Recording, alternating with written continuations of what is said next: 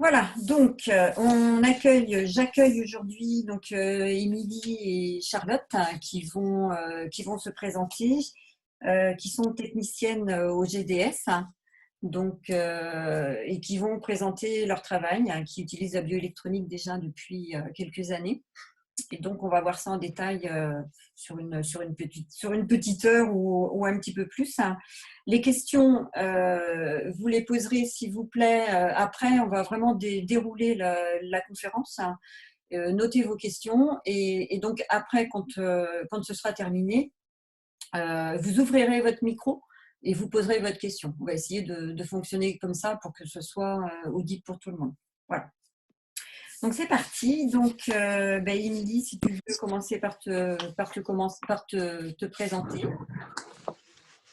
Bonjour à tous, donc moi c'est Émilie, donc j'ai une formation d'ingénieur en agriculture et je travaille au GDS du Lot depuis une dizaine d'années. Donc le GDS, ça veut dire Groupement de défense sanitaire et c'est une association d'éleveurs où on s'occupe de toutes les problématiques de santé animale sur le département et de prophylaxie.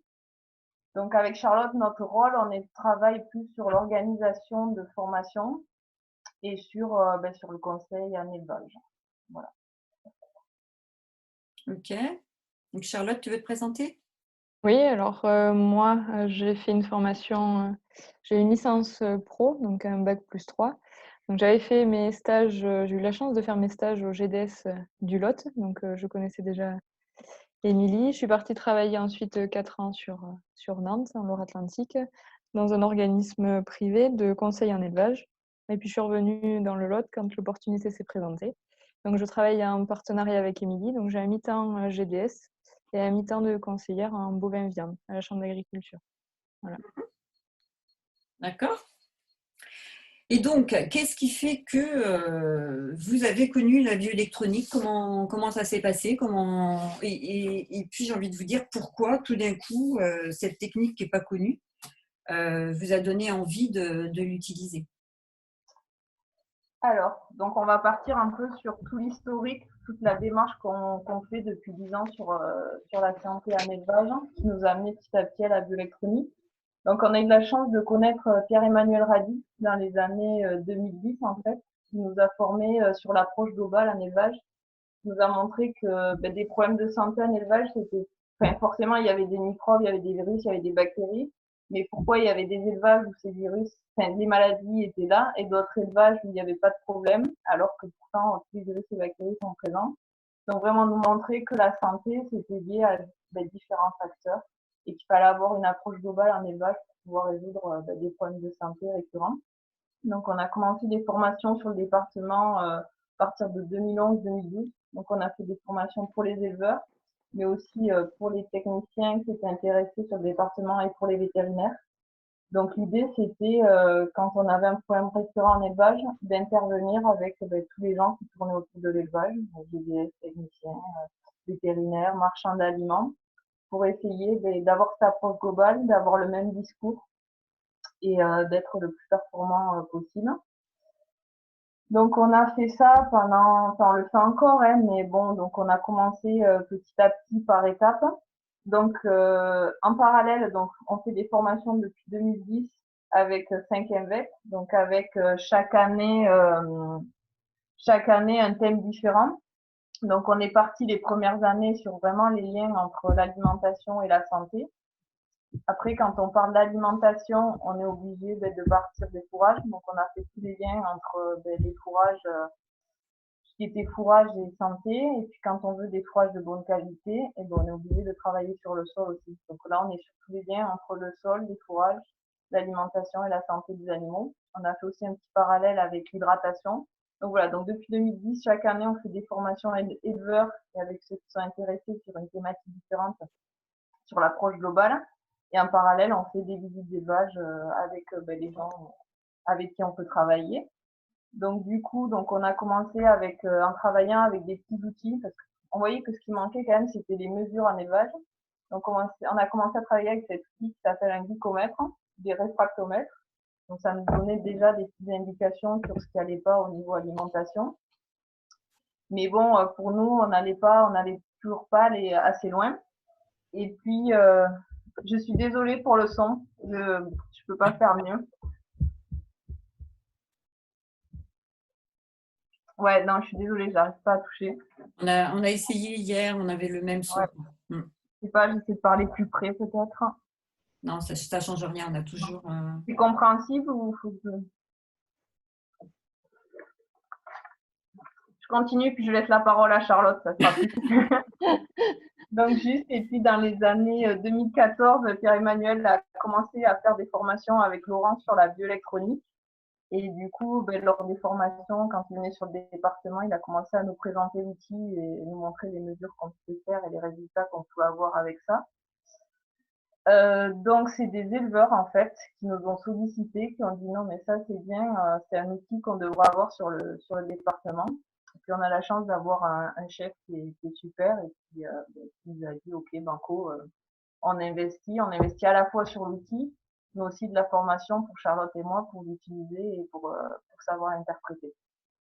Voilà, je laisse la parole à Charlotte pour la Alors suite. attends, Émilie, donc il y a Sylvain qui demande, c'est quoi le nom de l'autre appareil, pas le réfracto, oui celui-ci. C'est un glycomètre, c'est pour Un mesurer la glycomètre. glycémie et les corps cétoniques. Voilà, c'est ça. Merci. Donc, je continue. Donc, quand je suis arrivée dans le Lot, moi, en 2017, j'ai rattaqué en 2017. Donc, le GDS, c'était équipé du bioélectrolimètre. Donc, on a suivi des formations comme on le faisait chaque année jusqu'à là avec Pierre-Emmanuel Radig et donc Laurence Gallet. On a fait, il me semble, 3 jours de formation pour se former à l'outil. Voilà. Donc, on est sorti de la formation avec Émilie un peu sceptique parce que beaucoup de données et puis beaucoup de choses vues pendant la formation. Et puis, on s'est formé sur le terrain en envoyant en fait nos résultats de données à Pierre-Emmanuel qui nous aidait à les interpréter. Et puis, petit à petit, on a réussi à travailler puis à donner des résultats nous-mêmes avec Émilie. Voilà. Donc, on est parti en 2017. On a commencé à se faire quelques élevages. Donc, on avait choisi quelques élevages, bovins, caprins, ovins. Émilie, tu m'arrêtes si… Ouais. Et on avait des élevages en test. Donc, l'outil et la démarche étaient gratuites pour ces éleveurs-là, pour que nous aussi, on se forme et puis qu'on essaye d'interpréter et d'être au maximum en fait, sur la démarche. Donc, ensuite, de là, alors, est-ce qu'on prend les exemples tout de suite ou est-ce qu'on continue sur l'outil? Émilie, comment tu veux? Ça dépend ce que tu veux dire. Non, mais après, c'est plus l'outil. Ce que je trouve important, c'est que la bioélectronique, c'est pas juste un outil de mesure pour moi. Il y a vraiment une philosophie et une vision différente de la santé à avoir. On le voit quand on est intervenu chez des éleveurs qui avaient pas été sensibilisés à l'approche globale en élevage, en fait, qui, quand on intervient, en fait, attendent une solution à un problème. Et nous, on arrive avec nos outils de mesure, on fait nos mesures, mais finalement, la maladie telle qu'elle, ça nous intéresse pas, on cherche à comprendre ce qui va pas dans l'élevage. Et certains éleveurs, ça les perd. Quand il y a une maladie, ça veut dire que c'est pas leur faute, ils ont des problèmes parce qu'il y a une maladie et on va trouver un traitement ou un vaccin, il y aura une solution facile. Alors que quand on arrive, nous, avec l'approche globale, en leur disant, faut peut-être revoir l'alimentation, faut revoir votre manière de faire ci, de faire ça. Déjà, c'est plus compliqué, il y a plusieurs choses à revoir et c'est surtout, il y a une grosse remise en question à avoir. Et chez certains, c'est pas toujours facile. Et en fait, on traite pas la maladie quand on se rend sur les exploitations, quoi. On a une approche globale et ensuite on détaille au cas par cas. On cherche plutôt à comprendre pourquoi les animaux ils vont pas bien. Voilà. C'est l'alimentation, est-ce que c'est l'environnement, est-ce que c'est l'hydratation, voilà. Et Bon. quand même que les éleveurs soient sensibilisés à tout ça avant de faire la bioélectronique. Voilà. Donc ça, c'est vrai que c'est une donnée importante de la bioélectronique, c'est-à-dire qu'on va avoir un regard global. On va pas essayer de traiter une maladie, hein, mais on va essayer de comprendre pourquoi l'animal ou l'humain d'ailleurs tombe malade. Et c'est bien des dysfonctionnements on va dire métaboliques la plupart du temps, métaboliques aussi parce que l'alimentation ne convient pas, qui génèrent des maladies. Et comme tu disais, Émilie, c'est pas parce qu'il y a un virus qui passe ou une bactérie qui passe que l'animal tombe malade. C'est parce que à l'intérieur, il y a quelque chose qui ne va pas au niveau de son métabolisme, qui ne lui donne pas la possibilité de se défendre contre. Et c'est vrai que le raisonnement est exactement le même, que ce soit pour l'humain, que ce soit pour l'animal, mais que ce soit pour la plante aussi. C'est-à-dire que pour le sol et pour les plantations, c'est exactement le même raisonnement. C'est ce qui fait tout l'intérêt de cette bioélectronique. Quand on s'intéresse à la bioélectronique et quand on utilise cet outil, on se rend compte qu'on peut intervenir partout, dans tous les domaines, parce que la logique est toujours la même. Voilà. Alors nous, pour l'instant, on est resté vraiment que sur des mesures sur les animaux. Donc, on a décidé un peu d'être opérationnel là-dessus dans un premier temps, parce qu'on n'a pas le temps, mais on n'a pas encore fait de mesures sur les plantes et sur les sols. Voilà, ça sera sûrement une deuxième étape quand on maîtrisera mieux l'outil.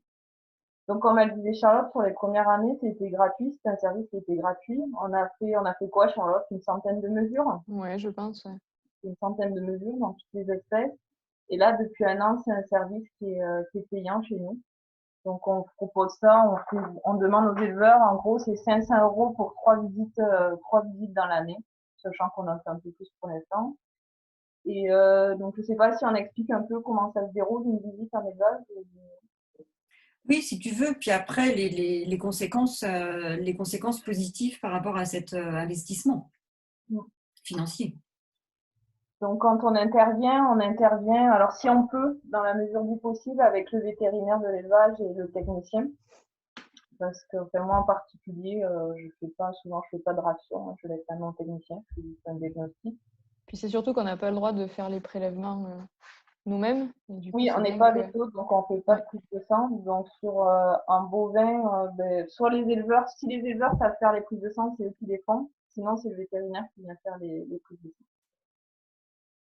Voilà, donc faire attention là-dessus aussi. Un petit ruminant, en général, les éleveurs, ils savent faire les prises de sang. Donc mais après, si on peut intervenir avec le vétérinaire et le technicien, c'est quand même intéressant et ça apporte plus de réponses à l'éleveur aussi. Donc juste sur une visite, donc on intervient sur une demi-journée, donc le temps de faire tous les prélèvements. Donc on mesure en principe, alors l'idéal, on fait ces mesures sur 3 semaines avant le début des mises bas. On sait que c'est là les périodes critiques. Quand il y a des problèmes, c'est souvent autour de la mise bas, donc on intervient 3 semaines avant pour laisser le temps de bien préparer les animaux pour la mise bas et que tout se passe bien derrière. On prélève en général 5-6 animaux. Donc on fait sang, urine, fécès et lait.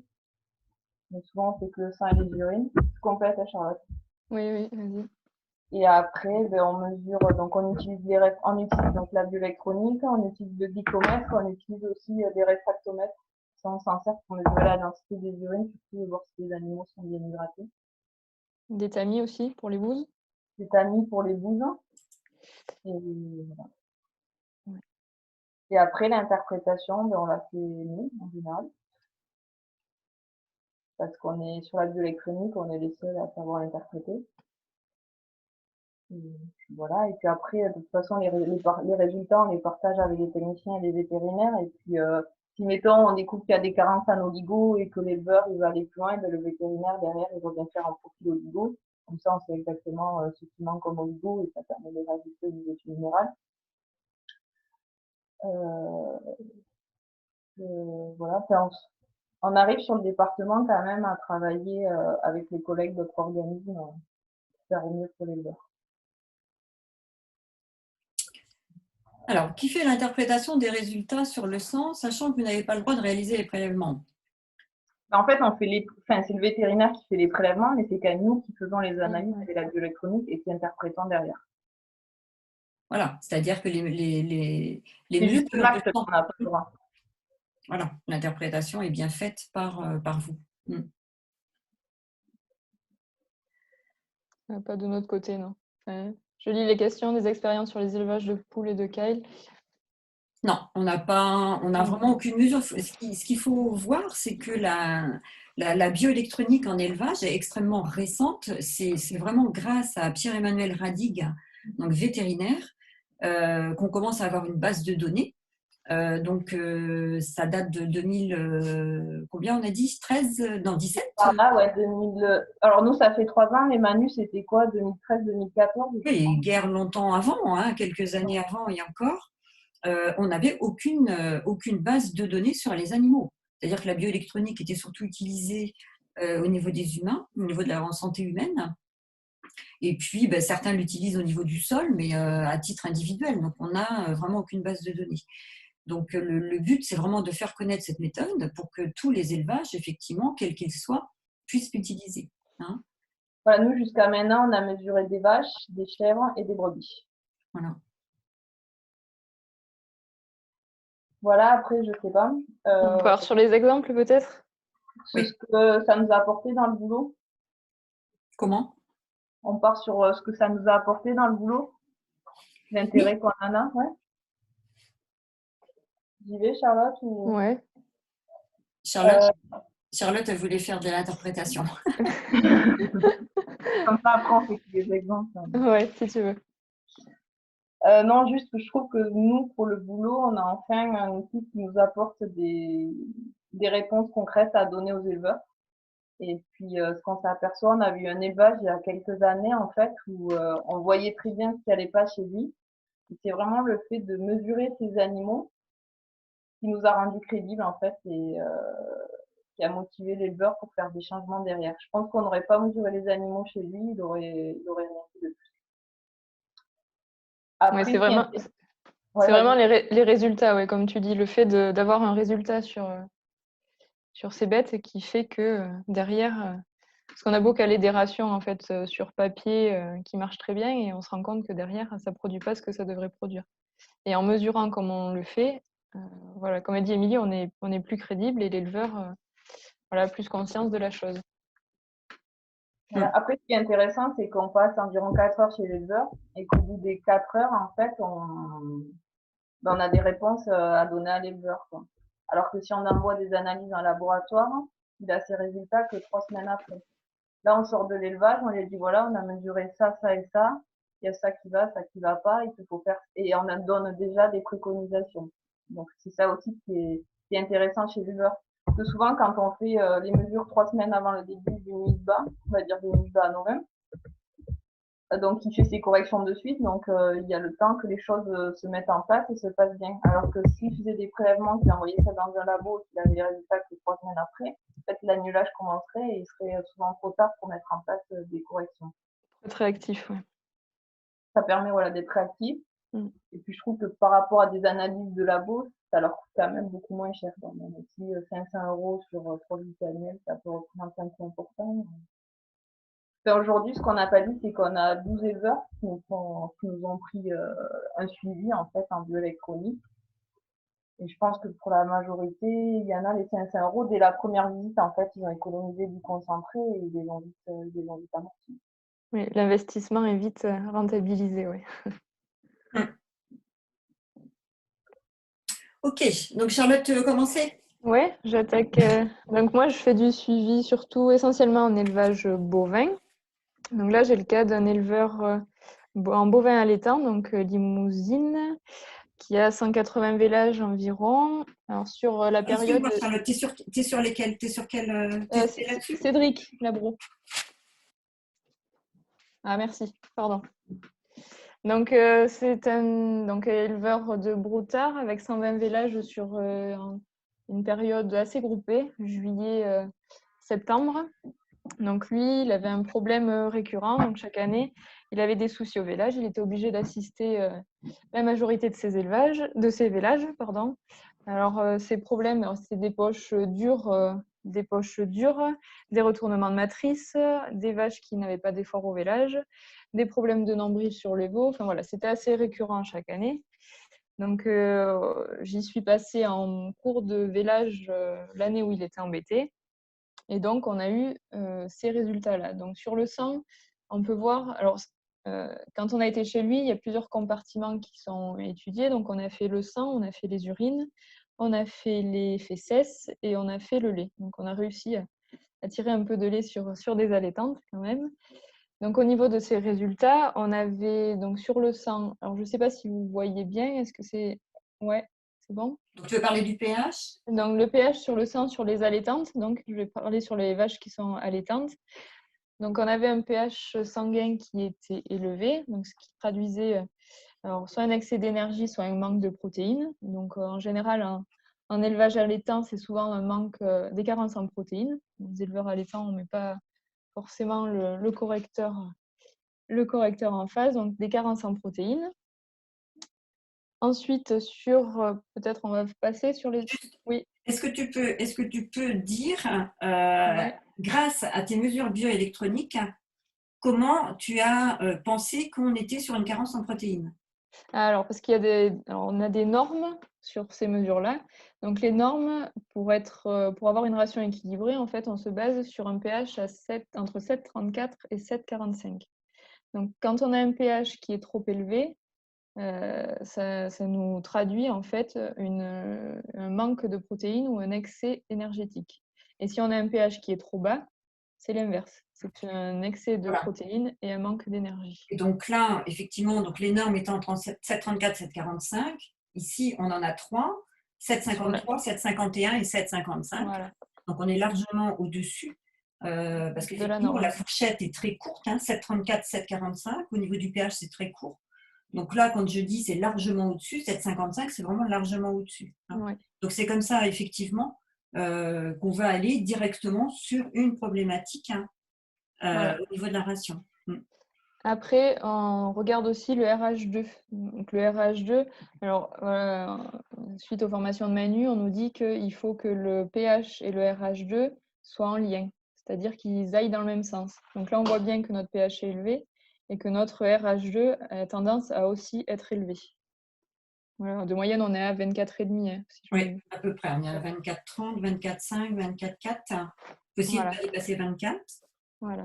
Et ensuite, il y a le RAW. Donc, le RAW, c'est l'état d'hydratation des animaux. Donc là, sur le sang. Alors, quand on regarde l'état d'hydratation, on travaille sur le sang et sur les urines, intracellulaire et extracellulaire, du coup. Alors, Laurence, je ne sais pas si tu veux détailler un peu plus. Donc ici, on est… Intracellulaire et extracellulaire, peut-être? Non, on détaille pas. Bon, d'accord. Donc là, on voit dans les résultats qu'on est largement au-dessus de la norme. Donc, ça veut dire qu'on a des bêtes qui sont déshydratées. Voilà. Et si on était… qui sont au hyper niveau… hydratés, c'est-à-dire Oui, parce qu'après, il y en a qui connaissent un petit peu les notions de résistivité et conductivité, c'est-à-dire qu'on a un sang ici qui est très très fluide, puisque normalement les normes sont entre 175 et 210. Et là, on est à 257, 243 et 250. Donc on a un sang qui est très très fluide. Donc c'est une hyperhydratation extracellulaire. Voilà. Donc après, c'est vrai qu'il y a deux possibilités, parce que dans les mesures, on va voir, donc j'aide un petit peu. Oui, oui. Et donc effectivement, donc ça, en première intention, et pour tout le monde, ça peut vouloir dire carence minérale. Et donc là, en l'occurrence, chez les animaux, chez les vaches, on va aller chercher une carence surtout en sel, non? Oui, c'est ça. En NaCl, voilà. Ce qui fait qu'effectivement, elles ne sont pas forcément déshydratées, mais en tout cas, on a une problématique ici avec l'eau, qui va avoir des répercussions après sur la production de lait, etc. Après ça, et ça, c'est vrai que ça peut être corrélé, c'est-à-dire que on est sur ici, on est sur une carence en protéines, parce qu'un excès de protéines peut aussi emmener sur des résistivités qui sont hautes. Donc après, vous voyez qu'il faut aller naviguer entre tous ces paramètres pour essayer de détacher la problématique essentielle. Donc là, tu vas plus effectivement sur un problème de protéines. Voilà. Qu'est-ce que tu proposes là du coup? De rééquilibrer la ration du coup. Donc là, on a réajusté en fait, réajusté la ration. Alors de tête, je ne sais plus exactement, enfin je ne l'ai pas noté exactement la ration qui donnait, mais on a réajusté au niveau des protéines. On a rajouté un peu de protéines dans la ration du coup. Voilà. Protéines, et on le verra par la suite avec les autres résultats, mais on a aussi rajouté du sel dans la ration. L'éleveur mettait juste des pierres à sel en libre service. Et voilà, on voyait que ce n'était pas suffisant. Donc, on a fait intégrer entre 30 et 50 grammes de sel dans la ration. Voilà, donc c'était bien effectivement corrélé à ce qu'on voyait au niveau des mesures. Voilà, ici, on voit bien qu'on a une carence minérale, essentiellement de sel. Ça paraît logique, effectivement, pour retenir l'eau. Hein. Puis après, et donc, suite à ça, donc, est-ce que l'éleveur a suivi tes conseils? Alors, suite à ça, alors on avait regardé aussi, on avait fait le parallèle avec les urines, donc c'était bien corrélé, ça se suivait bien. Parce qu'on essaye de regarder quand même que le sang et les urines soient corrélés, que les résultats soient corrélés. Donc l'éleveur a suivi les conseils. Donc on a rajouté, parce qu'il avait aussi des poches dures donc, sur ses veaux, donc il a mis en place un système d'abreuvement au champ. Pour expliquer les poches dures, en fait, c'est les veaux qui naissent et ils n'arrivent pas à déchirer la poche, en fait. Oui, pardon. C'est rigide et si l'éleveur n'est pas là pour surveiller, le veau il meurt étouffé dans sa poche. Noyé dans la poche, quoi. Donc, il a mis en place un système d'abreuvement au pâturage. On a rééquilibré les rations avant vélage. On a revu son minéral. On a fait incorporer aussi du chlorure de magnésium avant vélage pour ses retournements de matrice. Et depuis, enfin voilà, cette année, alors l'année dernière, les vélages se sont très bien passés. Et cette année pareil, quoi. Donc, l'éleveur était très content et depuis, il nous fait intervenir avant chaque période de vélage. Environ un mois avant la mise bas. Voilà. Et au niveau de la ration papier. Oui. Et sur la ration papier, c'était équilibré, quoi. Alors l'éleveur faisait des analyses de fourrage et au vu des analyses de fourrage, rééquilibrait les rations avec son rationneur, quoi. Voilà. C'était bien, voilà, c'était calé. Sauf que voilà, sur le papier, ça marchait et au niveau de l'animal, ça ne fonctionnait pas suffisamment, quoi. C'est ça qui est intéressant. C'est-à-dire que moi, je dis souvent, chimie égale pas biochimie. Hein. Et vous savez bien qu'on a un tube digestif chacun qui est particulier. Et c'est pas parce qu'on va manger tous la même chose, qu'on va avoir la même alimentation, que ça va se passer correctement pour tout le monde dans tous les tubes digestifs. On a chacun un tube digestif bien particulier. Hein. Et donc, en fait, c'est vraiment la mesure bioélectronique qui va permettre de montrer que la ration n'est pas équilibrée, alors que sur le papier, ça l'était. Qui provoquait sans doute toutes ces problématiques que tu as nommées tout à l'heure. Ouais. Alors, c'est vrai qu'en allaitant, on n'a pas forcément les réponses instantanées comme on peut avoir sur des bovins laitiers. Mais voilà, l'éleveur, un mois après avoir mis en place rien que l'eau, rien que rééquilibrer les rations, il n'a pas passé toute sa période de vélage à assister tous ces vélages, quoi. Un mois, c'est peu. C'est très, Comment ? très peu. Oui. C'est très, très peu pour avoir des résultats. Hein. C'est vrai que du coup, en élevage, les résultats sont extrêmement rapides. Extrêmement rapides. Contrairement aux humains. Donc, on passe au deuxième. Ouais. Donc, deuxième élevage, c'est un élevage laitier. Donc, eux avaient des problèmes de reproduction, des problèmes de diarrhée sur les petits veaux et des vaches qui ne produisaient pas en fait le lait qu'elles devaient produire sur le papier. Donc pareil, même démarche. Donc on a prélevé du sang, on a prélevé des bouses, on a fait sur le lait et on a regardé un peu son ensilage de maïs.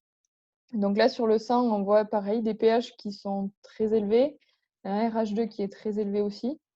Donc ce qui indique que là on a été en excès d'énergie, donc excès d'énergie. Enfin, il fallait rééquilibrer la ration, quoi. On n'était pas équilibré et on avait un RAW qui était correct. Enfin voilà, au niveau hydratation, sur le sang, c'était correct.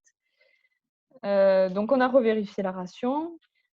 Ensuite, on a regardé les bouses. Les bouses, pareil, on a un pH qui est très, très élevé, donc ce qui indique que la digestion ne se fait pas correctement. Donc elle se fait au niveau intestinal et non ruminal. C'est ça. Donc là, on avait un souci. La résistivité, alors le RH2, je n'arrive pas bien à voir, Laurence. On est à 25. Alors, j'ai mis le RH2, j'ai surtout mis les millivolts parce que je pense que c'est là qu'on va plus voir ce qui se passe. Donc, ce qu'il faut dire aussi, c'est que les bouses sont le reflet de ce qui se passe au niveau du rumen. Ça nous donne une idée. On n'est pas pile poil par rapport aux mesures du rumen, mais ça nous donne une idée. Et c'est vrai que on doit avoir un redox. Donc là, on va travailler plus en redox, hein, en potentiel redox au niveau des bouses que le RH2 qui est lié ici au pH. Hein. Et donc, normalement, vous allez voir un petit peu hein, l'écart qu'on a au niveau du redox. Normalement, on doit être entre moins 180 millivolts et moins 210 millivolts. Or, on est ici à plus positif. 69 et 74.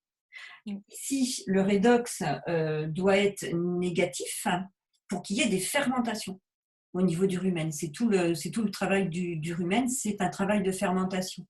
À partir du moment où vous êtes sur des millivolts qui sont positifs, vous n'avez pas de fermentation. Donc en fait, le fait de faire cette analyse des bouses, ça nous montre ici qu'on a une problématique au niveau de la digestion ruminale. Donc on a corrélé aussi, on a deux outils, on a l'outil le bioélectrolimètre et on a aussi des tamis pour les bouses. Et effectivement, on a fait les deux et donc la digestion ne se faisait pas correctement. Donc ça aide aussi. Après au niveau du lait, on voit bien qu'on a un lait qui n'est pas suffisamment hydratant. Donc je sais pas si Laurence. Ouais, Alors voilà. on est à 197 ici en résistivité. Donc, on a un lait qui est chargé, parce que là, les normes sont entre 200 et 220. Il n'y a pas assez d'eau, en fait, dedans. Donc, c'est là où toi, tu dis il n'est pas suffisamment hydratant.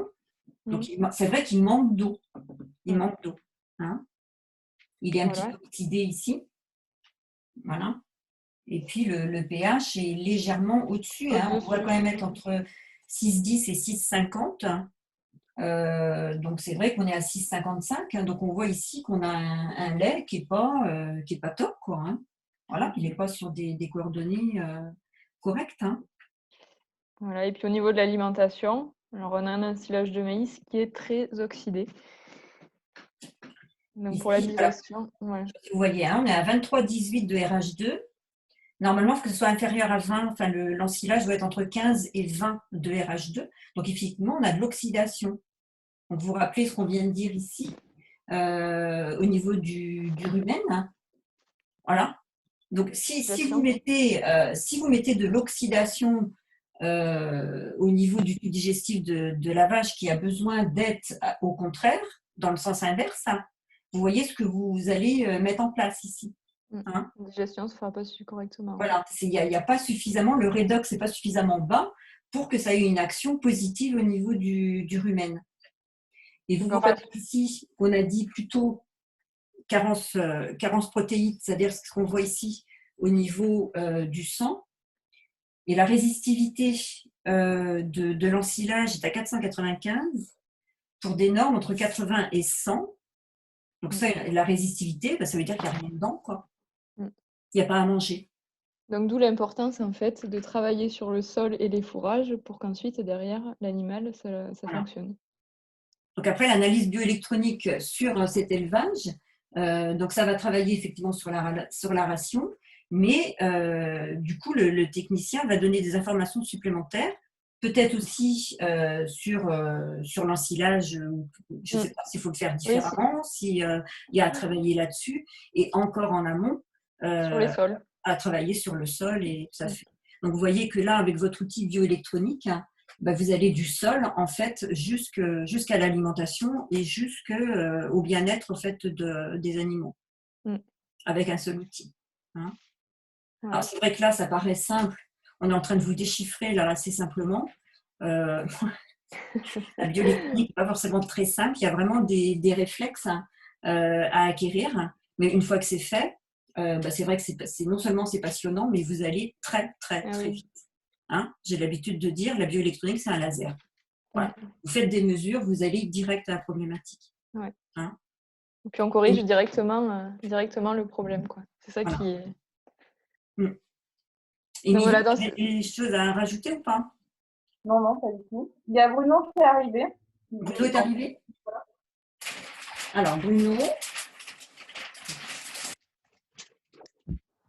Donc pour finir, dans cet élevage-là, on a rectifié la ration. On a revu donc vraiment la ration des animaux. Et puis on a revu aussi le sol. Donc on a travaillé en partenariat avec le contrôle laitier qui a repris l'élevage en main et réglé le souci. Alors il y avait aussi un gros problème géobiologique sur cet élevage-là il y avait une faille qui traversait tout le bâtiment. Du coup, les animaux n'étaient pas bien, quoi. Il y a aussi ça en plus qui a créé un stress au niveau des animaux, quoi. Ça fait aussi partie de votre travail.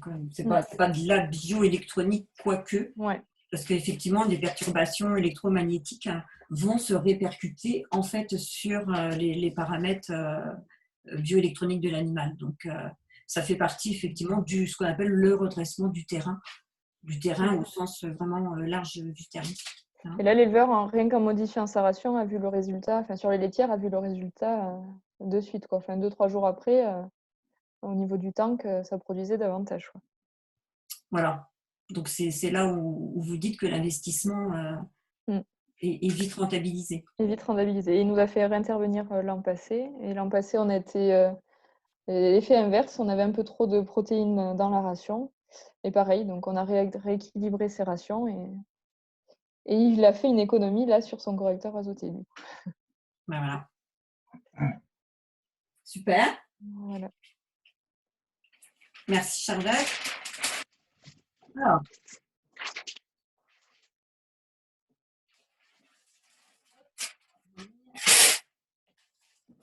Bonjour Bruno. Bonjour. Bonjour Charlotte. Bonjour Bruno. Donc Bruno a un élevage, c'est ça, de brebis? Brebis viande en sélection Côte du Lot. Voilà. Donc là, c'est un témoignage d'éleveur, là du coup, parce que là on voit le côté technicien, et donc le côté éleveur est aussi intéressant. Qu'est-ce qui vous a donné envie d'avoir accès ou de travailler avec la bioélectronique? Qu'est-ce qui vous a motivé en fait pour utiliser aussi l'outil? Alors, ça a commencé il y a 6 ans. Il y a 6 ans, quand j'ai commencé à suivre des formations, avec beaucoup de choses à remettre en question sur la ferme. Donc, on n'a pas commencé tout de suite par la bioélectronique parce que encore on connaissait pas. On a commencé sur la ferme à modifier les espèces fourragères implantées, mesurer les brebis, savoir si elles étaient suffisamment hydratées, mesurer l'électricité dans l'eau, pas mal de paramètres du sol et des brebis. Alors les résultats n'ont pas été rapides parce que le temps d'implanter les prairies, le temps de les récolter, voilà. Il n'y a que depuis 1 an et demi, 2 ans, qu'on voit des résultats concrets. Et la bioélectronique est arrivée, qui a commencé à faire des analyses il y a 3 ans. Et on s'est aperçu que les brebis n'étaient pas hydratées, elles n'avaient pas assez de sel. Je vous parle en fin de gestation. On a toujours mesuré les brebis, voilà, sur 3 semaines avant le début du mise-blanc. Voilà. Pas hydratées, pas assez de sucre, pas assez de sel, manque d'énergie, un hypo. Ouais, c'est ça. Voilà, oui, c'était pas mal. Mais par contre, des taux de protéines satisfaisants, voire peut-être suffisants. Donc, parce que mes fourrages étaient finalement pas si mauvais, mais pas forcément très équilibrés. Base de luzerne, je vous parle il y a 5-6 ans, base de luzerne et régras ensilage, régras hybride, une pointe de crème. Donc, le fait d'avoir revu mes assolements, on a fait des prairies beaucoup plus équilibrées, multi-espèces. Trèfle, fétuque, régras anglais et luzerne, et dans différents champs bien sûr, mais avec des mélanges assez importants. On a supprimé l'électricité dans l'eau par une mise à la terre du bâtiment principal, de tous les bâtiments d'ailleurs, de tous les bâtiments. Et les brebis, elles ont quand même vu 3 litres de plus. Alors, suivant ce qu'elles mangeaient, oui, ça variait. On a mis des compteurs à eau pour voir exactement, pour mesurer ce qu'ils disent. Certaines lignes d'eau. Donc, c'est-à-dire que l'effet direct d'enlever l'électricité qui passait dans l'eau a fait boire plus les animaux. Déjà, rien que, voilà, sans forcément changer le mode d'abreuvement. Alors là, c'est en cours. Je change progressivement tous mes abreuvoirs qui étaient pour les connaisseurs, ce sont des abreuvoirs à pipette. Donc l'animal est obligé de pousser sur une pipette pour que l'eau arrive. Et je remplace ces fameux abreuvoirs par des niveaux constants, plus difficile à nettoyer pour les éleveurs, mais mieux pour la. Et alors pour revenir à la bioélec. Non, si on voilà, à la bioélec, donc déjà on est passé dans les années, on va dire 2013-2014, au tout début des formations, c'était autour de 17% de mortalité sur les agneaux. Sur les agneaux, ouais.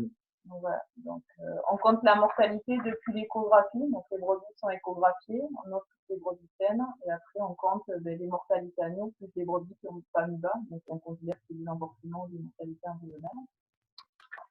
Donc voilà, donc on a fait des formations, donc je fais des formations chaque année avec 5 index. Donc on est arrivé en 2007 autour de 14%, 2017 14% de mortalité.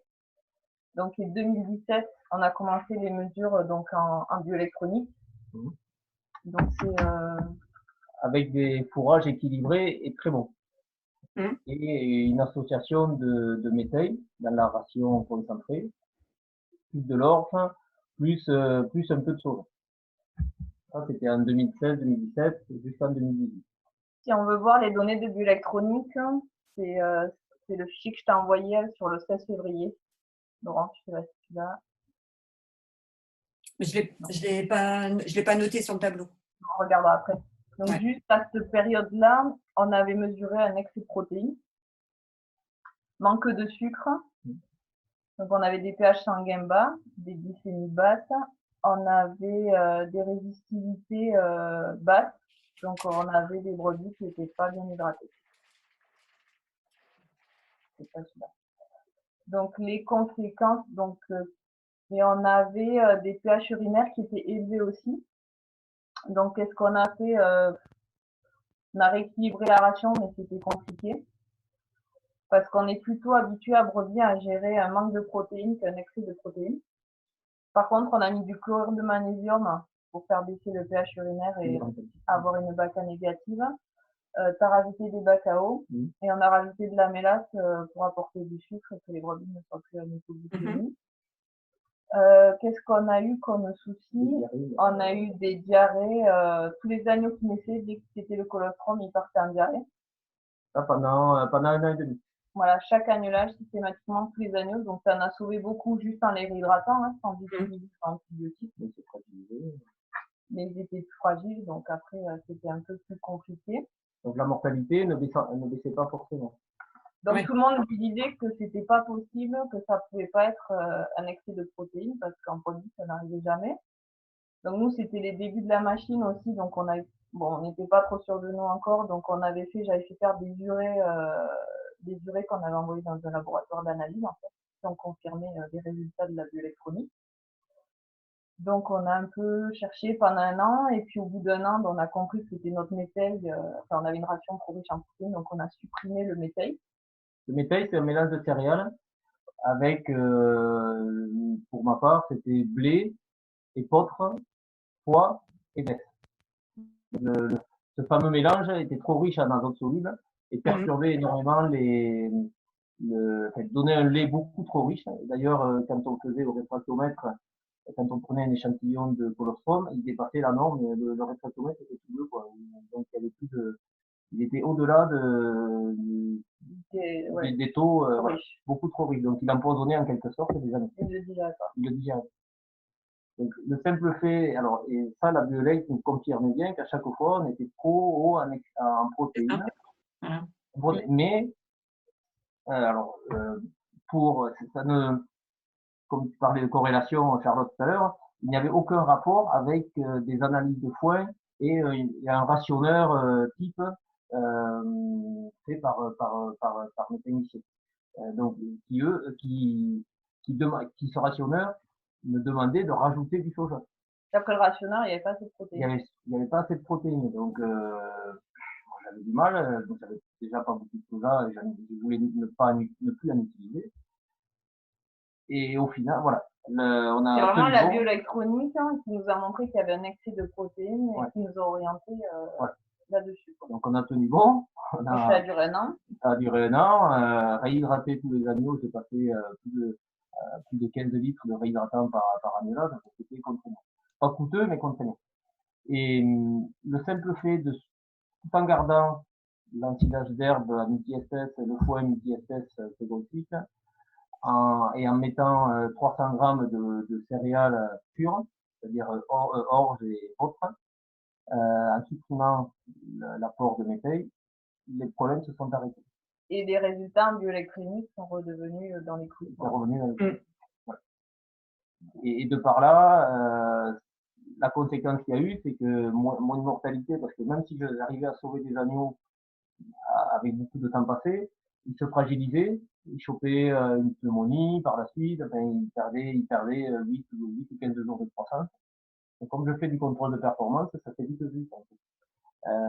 Dès l'instant que les agneaux n'avaient plus la diarrhée à la naissance, j'ai gagné nous on appelle ça le PAT 30, c'est-à-dire c'est le GMQ de l'agneau lié à l'allaitement de la partenaire.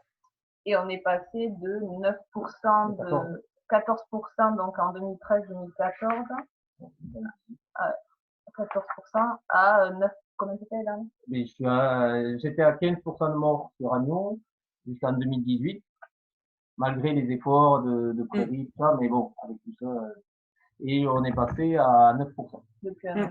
Depuis un an et demi. Donc, si on fait rapidement, hein, si ces mêmes agneaux, sur cette même année 2019, on applique 15% de morts au lieu de 9, ça me fait perdre 60 agneaux. 60 agneaux, ça fait plus de 6 000 € de chiffre d'affaires à mort. Ou perdu ou gagné. Sachant que la moyenne départementale, elle est plutôt, je dirais, autour de 20% de mortalité. Ah oui, quand même. Oui. En ovin, on est rarement, ouais. C'est très rare d'être en dessous de 10%. Donc, si on résume, j'ai fait des meilleurs foins mieux équilibrés, meilleurs foins mieux grossiers, on va dire, plus équilibrés. J'ai arrêté les apports de protéines concentrées. Je donne plus de la céréale pure à raison de 300 grammes par brebis par jour. Donc, c'est pas énorme. J'ai gagné en croissance d'agneau et en mortalité, et je consomme que très peu d'antibiotiques. Voilà. J'espère que ça va se répéter les années suivantes. Bon, ça s'est répété pour l'instant, l'annulage qu'on vient de faire, là, en mars dernier. Donc, bon, pour l'instant, on fait le bon bout. Bon, donc en fait, la bioélectronique, est-ce que c'est envisageable de ne plus utiliser la bioélectronique maintenant? Non, je le vois pas, je le conçois pas. Non, non. D'ailleurs, avant chaque mise de bas, 3 semaines, 4 semaines avant, on le fait, ça prend très peu de temps. Et si on arrive à se remettre en question, on peut réagir très vite. C'est ça. Hein, c'était ce que je voulais dire, c'est-à-dire que si, comme on a vu tout à l'heure, au bout d'un mois, on a des résultats extrêmement positifs. Donc, vous pouvez, vous, en amont, faire des mesures un mois avant et pouvoir réagir tout de suite, plutôt que d'attendre les problèmes. Oui, Mimi. Souvent des corrections simples à mettre. En plus, les corrections. Voir la ration, c'est souvent mettre du sel, mettre du sucre, rajouter des cacao parce que les brebis ne boivent pas. Dans l'urgence, mettre un peu de propylène glycol. Enfin, je veux dire, c'est pas des choses qui remettent tout en question et qui coûtent hyper cher. Après, il y a un travail de fond à faire sur les fourrages, retravailler sur les fourrages, retravailler sur le sol en parallèle. Oui, modifier le matériel, comme dit Bruno. Enfin, ça va se faire sur le long cours. Et c'est vrai que. Il m'a fallu 5 ans. Ouais. Pour 5 ans, moi, je m'attendais à des résultats beaucoup plus rapides quand on change pas mal de choses sur la ferme. Mais bon, le temps d'anticiper les assolements, d'avoir la récolte, de l'utiliser, d'avoir les résultats et de les répéter plusieurs années de suite, il faut 5-6 ans. Ce que tu n'as pas dit, c'est que tu as revu aussi toute la phase importante, c'est-à-dire la gestion des brebis sur les 6 semaines avant le début de l'élevage. On a revu aussi la complémentation minérale et oligo, et où on donne la ration beaucoup plus tôt, comme ça le rumen a le temps de s'habituer aux différentes aliments. En petite quantité, on augmente progressivement. Et pour moi, c'est surtout vraiment le travail sur les foins qui a tout amélioré. Mais si on n'avait pas eu la bioélec, en Oui, mode on l'aurait pas on vu. n'aurait Ouais. pas pu Voilà. confirmer ou pas l'arrêt de certaines machines. Et vous avez perdu, entre guillemets, 1 an à peu près, parce que la Ah, bioélectronique vous le un an et montrait. demi, pour s'apercevoir que mon mélange de céréales était trop riche et pour, voilà, parce Parce que, qu'il y avait un doute. Parce oui, qu'il y avait un doute. C'est-à-dire que la bioélectronique l'avait montré dès le départ, mais comme il y avait d'autres avis, et c'est vrai que vous n'aviez pas suffisamment l'expérience par rapport à la bioélectronique, donc le doute a persisté. Vous auriez eu l'expérience de la BEV dès le départ, vous auriez vu ça, vous auriez réagi tout de suite. Mais là, il y a eu tout un cheminement pour arriver à cette problématique parce que, ben voilà, fallait changer fallait changer de logiciel en fait. Hein. C'était oui, le rationneur que tout le monde, que beaucoup de techniciens utilisent et qui peut-être a quelques limites au niveau, suivant la qualité de foin, pourtant je les faisais analyser. Même des analyses de fourrage, elles donnent une idée, mais c'est jamais vraiment précis. Par exemple, cette année, au niveau des analyses, les fourrages sont sortis pas très bons. Et quand on voit ce qui se passe sur les animaux, les analyses sont fausses. Oui, puis d'une parcelle à l'autre, tu peux pas avoir les mêmes valeurs de Déjà, fourrage non plus, quoi. tu peux pas avoir la même valeur, mais quand ça se traduit par une production de lait un peu plus importante, on peut Mm. dire que c'est pas le soja parce que j'en ai pas, c'est pas Mm. de la viande déshydratée parce que j'en ai pas. Mm. Et c'est vraiment le fourrage qui fait la différence. En fait, voilà, donc, c'est bien de faire des analyses de foin, ça donne une idée. C'est très bien de faire des rations, ça donne une idée. En fait, tant qu'on ne mesure pas les animaux, on ne peut pas savoir si ça va ou si ça va. Ouais. Il y a Benjamin qui demande quel travail sur les foins a été fait pour les rééquilibrer. Bonjour Benjamin, j'ai changé mes Variété. mes espèces semées. C'est-à-dire que j'ai mis dans mes semences, par exemple dans ma prairie à semer, dans 1 hectare de prairie, au lieu de mettre en densité de semis 25 kg hectare de semences, j'en ai mis 30, 35, voire 38, avec beaucoup plus d'espèces et plusieurs variétés par espèce. Donc une luzerne, je mets pas de la luzerne, je mets alors deux variétés de luzerne, 2 variétés de trèfle, 2 variétés de sécuc, 2 variétés de raisin anglais, 2 ou 3 trèfles violets et quelques trèfles blancs. Voilà. Et ça fait une prairie assez homogène et finalement très équilibrée. Parce qu'avant, on était sur de la monoculture et ici, se fait soit que de la luzerne, ou Avec un peu de dactyle. avec un peu de dactyle, c'est une plante oxydée, ou essentiellement que du raisin, quoi, pour faire du volume. Les gens, ils Ils ont l'idée de rendement. ouais, il y a une idée de rendement et de volume. Il faut que la grange, elle soit pleine. Peu importe la qualité, on est sur de la quantité avant de regarder la qualité. On s'aperçoit que s'il y a la qualité, on a quand même moins besoin de quantité aussi. J'ai fait moins de refus de foin de par ça. Et puis voilà. Et puis après, au niveau amendement, je ne mets pas que de l'azote. Je suis pas en bio, j'essaye de le raisonner un peu parce que ça coûte cher malgré tout. Mais je mets des engrais complets sur les prairies à faucher, voilà. Donc engrais complets avec potasse et phosphore, en plus du fumier apporté régulièrement sur les prairies. Donc on a revu le choix des espèces, la fertilisation, mais aussi la manière de faire les foins. Et la manière un petit peu de faire les foins. Et apport de conservateurs dans les récoltes d'ensilage et les récoltes de foin aussi. Voilà. Rapport à la question. Alors, Benoît demande s'il y a eu des mesures sur le sol. Non. Alors, c'est la prochaine étape. La prochaine. Le sol et les fumiers. Voilà. Ouais. Là, il y a eu que des analyses après sur avec la biolec pour les animaux et avec des analyses normales sur le foin et les antillages. Voilà. Et les fumiers, alors ça, il y a plein de questions. Il y a plein de questions, on va juste essayer d'avoir. Alors merci, en tout cas, merci beaucoup Bruno pour ce témoignage. Parce que là, c'est vrai que c'est intéressant d'avoir les deux parties, le technicien et l'éleveur, parce qu'il y a, voilà, on peut avoir envie d'utiliser une technique, nous, en tant que professionnels, mais c'est pas pour ça que l'éleveur va forcément adhérer en fait à la technique. Donc là, on voit quand même que tout le monde a l'air content d'utiliser la technique bioélectronique. Tu n'es pas. Bon, il y a Chantal qui. Chantal, je vais te laisser la parole après parce que j'en suis sûre que tu as plein de choses à dire. Nathalie, merci, bravo pour votre ouverture d'esprit. Donc, c'est vrai que Nathalie, je pense que c'est au niveau des chevaux, c'est pareil. Il y a des personnes qui vont pouvoir intervenir après. Hein, ça va être intéressant aussi de pouvoir discuter. Charlotte, tu voulais dire, rajouter autre chose ou pas? Non, pas de particulier, non.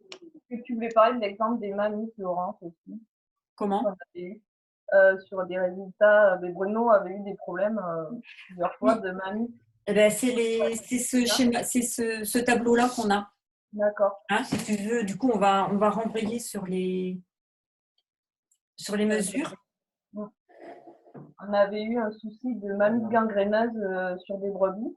Donc, c'est arrivé sur un agnelage, les brebis étaient à l'intérieur. Donc, on nous a dit problème de litière. Bon, d'accord. Bon, là, on n'a pas fait les mesures sur le moment. Et puis, l'agnelage d'après, il y a eu ces mamies qui sont revenues. C'est assez chronique. Et là, on avait une mamie sur une brebis à l'intérieur et une mamie sur des brebis qui étaient au pâturage. Donc, le problème de litière au pâturage, on n'y croyait pas. Donc, du coup, on a dit, on va mesurer les animaux de dedans, les animaux dehors, et on verra si ce qui va pas et ce qui fait que les mamies apparaissent. Donc, on avait mesuré donc les brebis doubles, c'était les brebis qui avaient 2 agneaux qui étaient à l'intérieur, les triples, celles qui en avaient 3 à l'intérieur, et extérieur double, c'était des agnelles qui étaient au pâturage qui avaient 2 agneaux chacune. Donc, en fait, on s'est aperçu que ce soit sur les brebis dehors ou dedans qu'on avait un excès de protéines.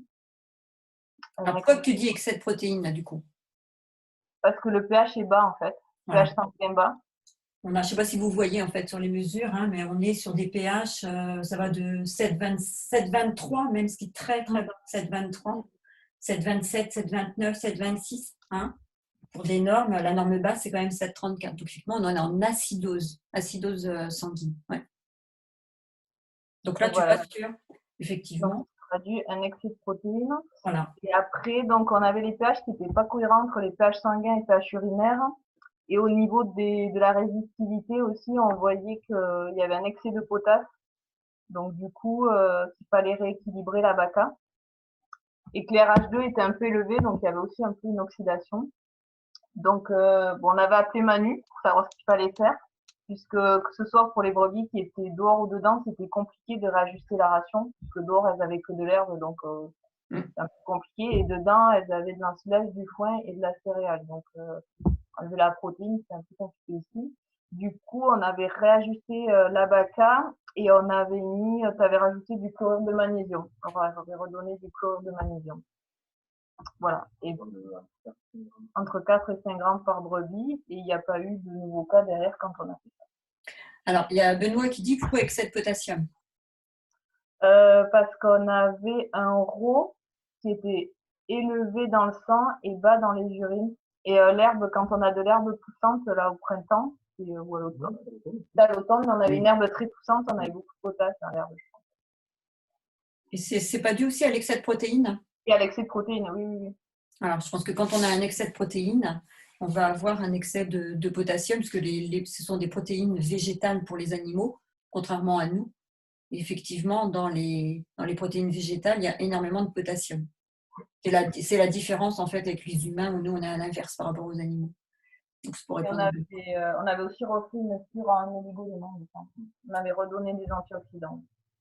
Alors, effectivement, on est sur des RH2 quand même qui sont assez hauts. Là, on est à 28, 28, 57, 25, 25. Bon, les autres, ça va à peu près.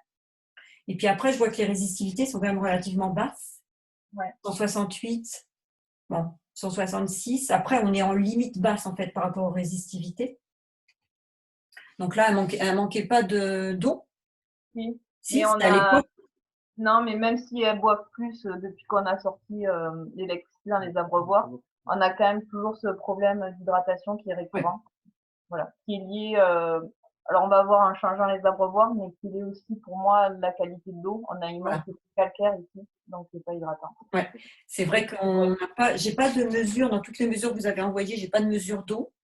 Mais c'est vrai qu'avec le groupe là, de Benoît, on a eu des mesures d'eau à plusieurs reprises. On voit tout de suite la problématique. Voilà, on a des eaux qui ont des coordonnées bioélectroniques qui sont catastrophiques. Hein. Et Mais effectivement, les ici, animaux, si ils tu boivent veux, pas.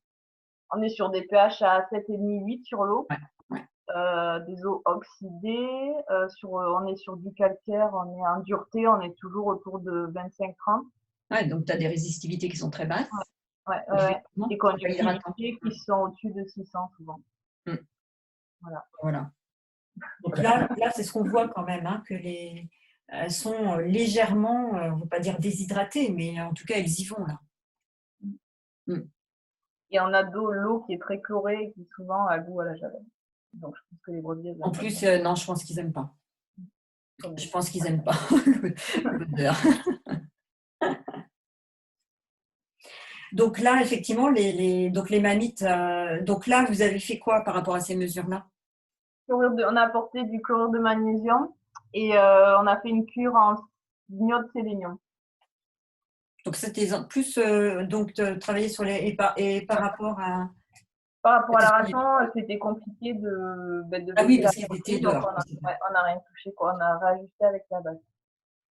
Mais du coup, les mammites se sont arrêtées ou ça a été mieux? Ouais. Ça se répète souvent à chaque année l'âge.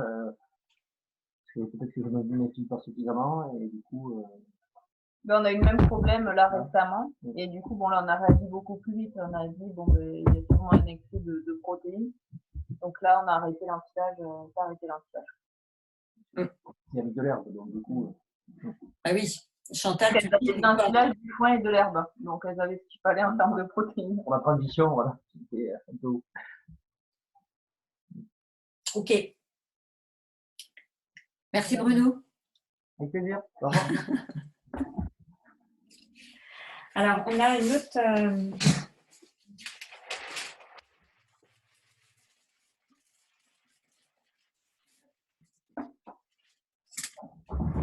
Là, on est aussi sur un élevage de chèvres.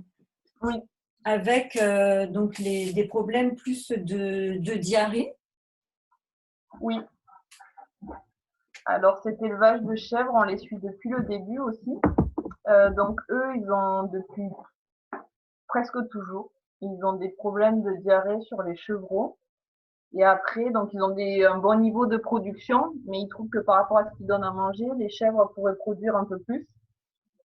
Alors moi chez eux, alors je suis pas du tout calée en chèvres ni en alimentation des chèvres, donc je fais les mesures, je dis ce qui va pas, et après il travaille avec son technicien et c'est l'éleveur qui revoit ses rations. Voilà, je fais juste le bilan. Donc chez cet éleveur, on avait des pH sanguins qui étaient bas, donc on mesurait un excès de protéines. Donc tout le monde nous disait que c'était pas possible parce que c'était bien calé sur le papier et que voilà. Alors c'était le tout début qu'on faisait des mesures, donc on n'était pas très sereine. L'éleveur nous a fait confiance, il a baissé la protéine de sa ration et finalement cette année-là, il a fait le même lait, voire un peu plus, avec moins de concentré. Donc il était content parce qu'il a fait des économies. Donc c'est quelqu'un qui a des foins qui fait du séchage en grange, donc il y avait des très bons foins aussi. Et voilà. Par contre, cette année-là, on n'a pas résolu le problème de diarrhée. Malgré la baisse du concentré, on n'a pas résolu le problème de diarrhée sur les chevreaux. Qui pour moi est lié aussi à un colostrum qui est trop riche. Alors après, quand on dit excès de protéines, est-ce qu'on peut supposer qu'il y a aussi carence en énergie? En fait, voilà, c'est ça des fois qui est dur à dire. Donc là, on était parti sur l'excès de protéines, mais c'est ce qui, des fois, on ne sait pas trop dire aux éleveurs. Est-ce que c'est un excès de protéines ou un manque d'énergie? Dans quel sens on rééquilibre? Donc, on regarde l'état des bêtes quand même, pour avoir un peu une idée de... On regarde la ration, les animaux, et puis si on n'est pas sûr, on peut faire une analyse de ration mélangée, et puis on voit ce qui contient. Vas-y, Charlotte. Pour l'énergie, c'est vrai que j'ai tendance à regarder l'état des animaux pour voir s'ils ont un état correct ou s'ils ont tendance à être plutôt maigres. Voilà. Je pense qu'il faut regarder, il faut observer. C'est de l'observation. Ça n'empêche pas. Comme Chantal, il y a aussi la couleur des muqueuses à regarder. Ouais. C'est pas parce que vous faites de la bioélectronique que vous n'utilisez plus toutes vos connaissances et tous vos outils. Non. Ça, c'est important aussi de le dire. Hein. C'est pas annuler complètement tout ce que vous savez. C'est une fois de plus, la bioélectronique, je redis, c'est un laser. C'est-à-dire que quand vous faites les mesures bioélectroniques, vous allez aller direct sur vraisemblablement une problématique que vous allez tester ou pas, que vous allez essayer de rectifier ou pas. C'est vrai que si ça marche pas, comme dit Charlotte, vous avez aussi tout. Je pense qu'en élevage, c'est important. L'observation reste un outil extrêmement important que vous n'avez pas à enlever. C'est-à-dire que c'est vraiment à corréler. Votre observation est à corréler après avec vos mesures bioélectroniques. Je me sers aussi des cartes Opsalim. Enfin, ça m'aide aussi un peu dans le choix pour ajuster, quoi. Donc là, en fait, on voit effectivement une acideuse sanguine, comme tout à l'heure. Et pourtant, on a, ici, en tout cas, on n'a pas de mamite. Non, pas plus que ça. C'est pas ce qui pose problème, non. Mais on a le même terrain, on a le même problème à la base, on va dire excès de protéines, mais qui va donner des symptômes complètement différents. Et pourtant, en réglant la ration, on va faire diminuer, voire enlever les symptômes qui pourtant n'ont rien à voir l'un avec l'autre. Hein? Ouais.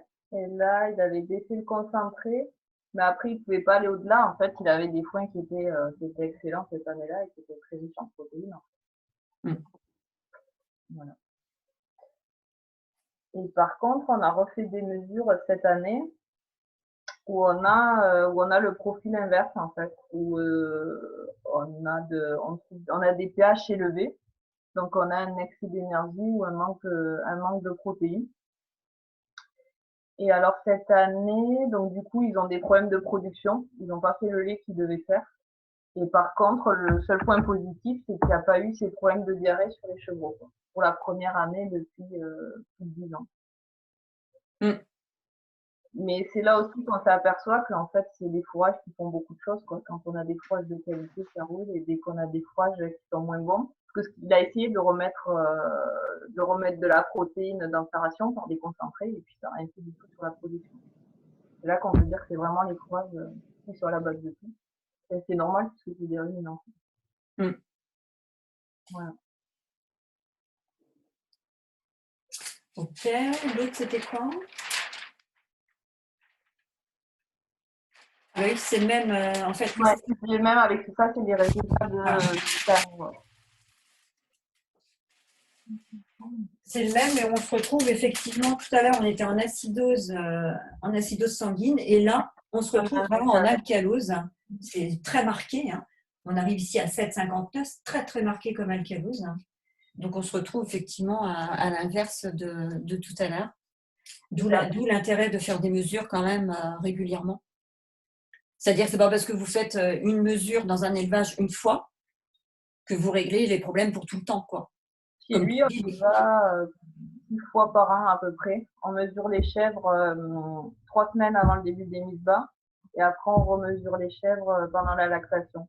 On voit la préparation à la mise bas et on voit la séparation de lactation. Pour la repro aussi, enfin, pour travailler sur la repro. Oui, avant les mises à la repro.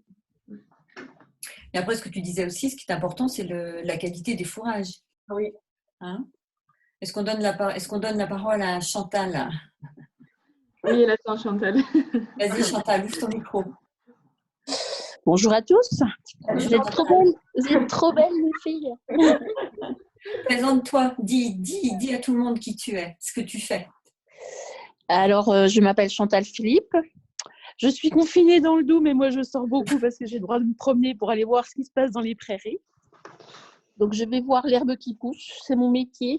Mon métier, c'est de faire de la formation et de l'information sur les systèmes fourragers ovins, bovins, caprins, équins. En fait, ceux qui mangent de l'herbe. Voilà. Je travaille beaucoup avec Manu, beaucoup avec Émilie et Charlotte quand on se voit de temps en temps. Chantal, excuse-moi parce que j'ai cité Manu et je t'ai jamais cité, alors que c'est pas gentil parce que tu nous as On s'en fout. On s'en fout. C'est vrai que c'est une collaboration de choc. Et Hein, si Bruno il en est là sur les foins, c'est grâce à Chantal. voilà. Non, c'est vrai. Mais dis, Chantal, ouais, tu peux dire pourquoi c'est important cette histoire de fourrage. Donc, tu écrivais, donc les fourrages évoluent aussi en fonction de la météo. Donc, c'est vrai que tout ça, nous, on n'a pas conscience de tout ça. Du foin, c'est du foin. Non, Et a priori, non. Voilà. Donc, non. Non, déjà, il faut savoir si on fait. Je commence toujours moi en disant que nos animaux, ils mangent logiquement. C'est des animaux qui sont grégaires, qui normalement travaillent sur du pâturage par migration, c'est-à-dire qu'ils changent normalement tous les jours d'endroit parce ils avancent en fonction de la ressource en herbe et ils mangent logiquement l'herbe sous deux formes, sous de l'herbe sèche ou de l'herbe verte. Tout ce qui est fourrage par voie humide, ensilage, enrubanage, pour eux, c'est quelque chose qui change totalement les équilibres au niveau des animaux. On aura beaucoup plus de problèmes avec des fourrages par voie humide que des fourrages par voie sèche, tout en sachant qu'on ne va pas dire qu'on n'a pas de problème par voie sèche. Logiquement, la base de l'alimentation des animaux, quels qu'ils soient, petits ruminants ou gros ruminants, les petits rus, c'est la chèvre et la brebis, les ovins, et les gros rus, c'est tout ce qui est au-dessus de la chèvre et de la brebis. Donc, ça peut être un bison, ça peut être une vache laitière, ça peut être une vache allaitante, enfin, tout ce qui est gros ruminant. Et c'est des animaux donc, qui mangent de l'herbe. Normalement, ils ne mangent que de l'herbe. Ils ne sont pas adaptés à manger tout ce qui est à base de céréales. Logiquement, les céréales, puisque normalement, eux, ils n'ont pas de broyeur, ça repart à l'échappement, ça repart dans les bouses pour pouvoir réensemencer le milieu ou nourrir d'autres animaux qui vont normalement piquer dans les bouses ou quoi que ce soit. Ces ruminants sont des animaux qui sont normalement, d'une façon générale, relativement sensibles au parasitisme. C'est pour ça qu'ils changent tous les jours de parcelle. Et donc, la gestion du parcellaire par rapport au pâturage est extrêmement importante. Logiquement, c'est vraiment des gros mangeurs de graminées, pas tellement des gros mangeurs de légumineuses. Et en fait, en France, comme la base de l'alimentation est le maïs, on fait une obsession sur la production protéique. On va donner des primes aux agriculteurs d'une façon générale pour pouvoir pour pouvoir semer de la protéine, alors qu'un fourrage qui est équilibré, quand on parle de fourrage séchage, du foin, du vrai foin, il est avec une très grosse base graminée et une légumineuse qui est là soit pour pouvoir aider la production d'azote. La légumineuse, elle n'est pas là normalement pour produire quelque chose d'autre que de l'azote pour nourrir la graminée. Donc, on a déjà totalement changé la vision des choses. Parce que quelque part, si au départ, quand on demandait à Bruno ce qu'il semait, il nous a bien dit qu'il semait beaucoup de luzerne, parce qu'on lui a expliqué que s'il voulait produire du lait avec des brebis, il fallait qu'il ait beaucoup de luzerne. Voilà. Alors, l'avantage de la luzerne, c'est que c'est une plante qui est riche en calcium, riche en protéines ou pas, et riche en potasse. Voilà. La potasse, c'est quelque chose qui pousse la mamelle à faire du lait, donc c'est pas si mal que ça, mais en excès, toujours compliqué. On est quand même actuellement dans des conditions météorologiques où systématiquement tout le monde… Alors, la France, à la sortie de la guerre, elle a fait un choix d'espèces pures en reclassant ses usines d'armement en usines de chimie et de pétrochimie pour que les agriculteurs travaillent en espèces pures, en légumineuses pures, en graminées pures, pour pouvoir utiliser beaucoup d'engrais et beaucoup désherber. Et une prairie naturelle, une prairie qui fonctionne bien, c'est une prairie qui est toujours associée, parce qu'en fait, elle a besoin de cette association pour avoir ce qu'on appelle une souplesse d'utilisation au cours des années et au cours de l'année. Parce qu'il y a des espèces qui produisent au printemps, en été et en automne. Si on revient sur le fourrage, parce que je suis partie un peu loin, donc j'ai oublié de dire, moi j'habite le Doubs. Quand on habite le Doubs, on est sur des éleveurs tout proches de la Suisse, où les Suisses nous ont appris beaucoup de choses. Où les Suisses nous ont surtout appris que c'est les Ménonites qui sont venus avec leurs vaches, qui faisaient beaucoup de lait, donc ils nous ont appris à faire du comté, du fromage par voie,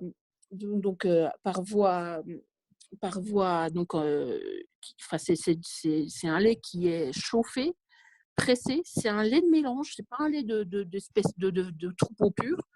Et si on met du fourrage ensilé dedans, ça ne va jamais. Donc, parce que ça fait éclater les meules de fromage à cause des butyriques, de la terre qui peut être dedans. Et du coup, on a une culture de fourrage par voie sèche. Donc, les agriculteurs en France ont perdu cette culture de fourrage par voie sèche au détriment de l'ensilage. Et en fait, ils ont perdu la façon d'éviter l'oxydation des fourrages. Donc, c'est un petit peu pour ça qu'avec Manu, Bruno, Émilie, tout ça, Émilie, chaque fois qu'elle vient me voir, elle m'apporte une petite boîte de chaussures. Et dans la petite boîte de chaussures, eh bien, il y a du foin tout vert. Et un foin qui est de qualité, il ne doit jamais être jaune, marron, vert, il doit uniquement être vert et être magnifiquement vert. Bien comprendre, quand tout à l'heure, Émilie, elle parlait du réfractomètre, on travaille, nous, beaucoup avec le réfractomètre pour savoir quel est le Brix du fourrage. Et en fait, quand on sort le Brix du fourrage, on va sortir le jus de plante. Et un jus de plante sur un fourrage, il doit être vert. Et quand on sort un jus de plante sur de l'ensilage, il est toujours marron, marron à noir, puisque systématiquement, il y a une oxydation. Donc, le fait d'avoir remis l'église un peu au milieu du village, alors il n'y a pas que ça, parce que Émilie et Bruno ont énormément travaillé sur leurs agneaux, sur leurs brebis. Ils ont des splendides brebis, des petites cosnardes, là, des petites cosses du Lot qui sont magnifiques. Et ils ont beaucoup travaillé. Ce n'est pas que les fourrages, c'est vraiment des gens qui se posent beaucoup de questions. Et du coup, ils ont aussi travaillé sur le fourrage en rééquilibrant fortement, ce que l'a dit Bruno tout à l'heure, en rééquilibrant fortement, en remettant énormément de graminées. La graminée, c'est une plante qui tale, qui couvre le sol. Et quand on est dans le Lot, on est sur des endroits extrêmement séchants. Et le but du jeu, plus un sol est couvert, plus il est résistant au sec. Et plus on va associer, plus on va résister au sec, parce que c'est des espèces qui vont chercher plus bas leur eau. Et après, bien entendu, qu'il faut travailler sur le sol. Et en fait, c'est merveilleux de travailler avec eux, parce qu'à de temps en temps, Bruno m'envoie des petits SMS en me disant « tu fais ça, ça, ça ». Je dis « ben non, tu ferais comme ci, comme ça ». Oui, c'est super ce que tu fais. C'est souvent super bien ce qu'ils font. Donc, voilà. Je ne sais pas si ce virus merdique là, il va faire changer les mentalités. J'ai un peu de mal à y croire quand même, parce que l'humain, voilà, pourquoi changer alors que ça marchait avant, quoi. Mais j'espère que malgré tout, pour la production, parce que quand même, je pense que chez Émilie, tout le monde morfle en agriculture, même s'ils ne sont pas confinés, les agriculteurs, hein, ils continuent d'aller voir leurs bestioles, d'aller voir si l'herbe pousse, de semer les blés, de semer les maïs, les betteraves et tout le Bataclan. Mais j'espère quand même que l'humain français, qui est un peu plus haut que la moyenne, pourra dire il nous faudrait quand même savoir ce que c'est que produire des aliments de qualité. Moi, j'ai regardé hier soir un tout petit coup l'émission, j'ai entendu Gaël Giraud qui disait qu'il fallait qu'on change l'agriculture. On continue à changer notre agriculture, c'est extrêmement important. Alors, j'ai trouvé ça nul, ce qu'ils ont dit hier soir. C'était pas très grave parce qu'on le savait. Voilà. Mais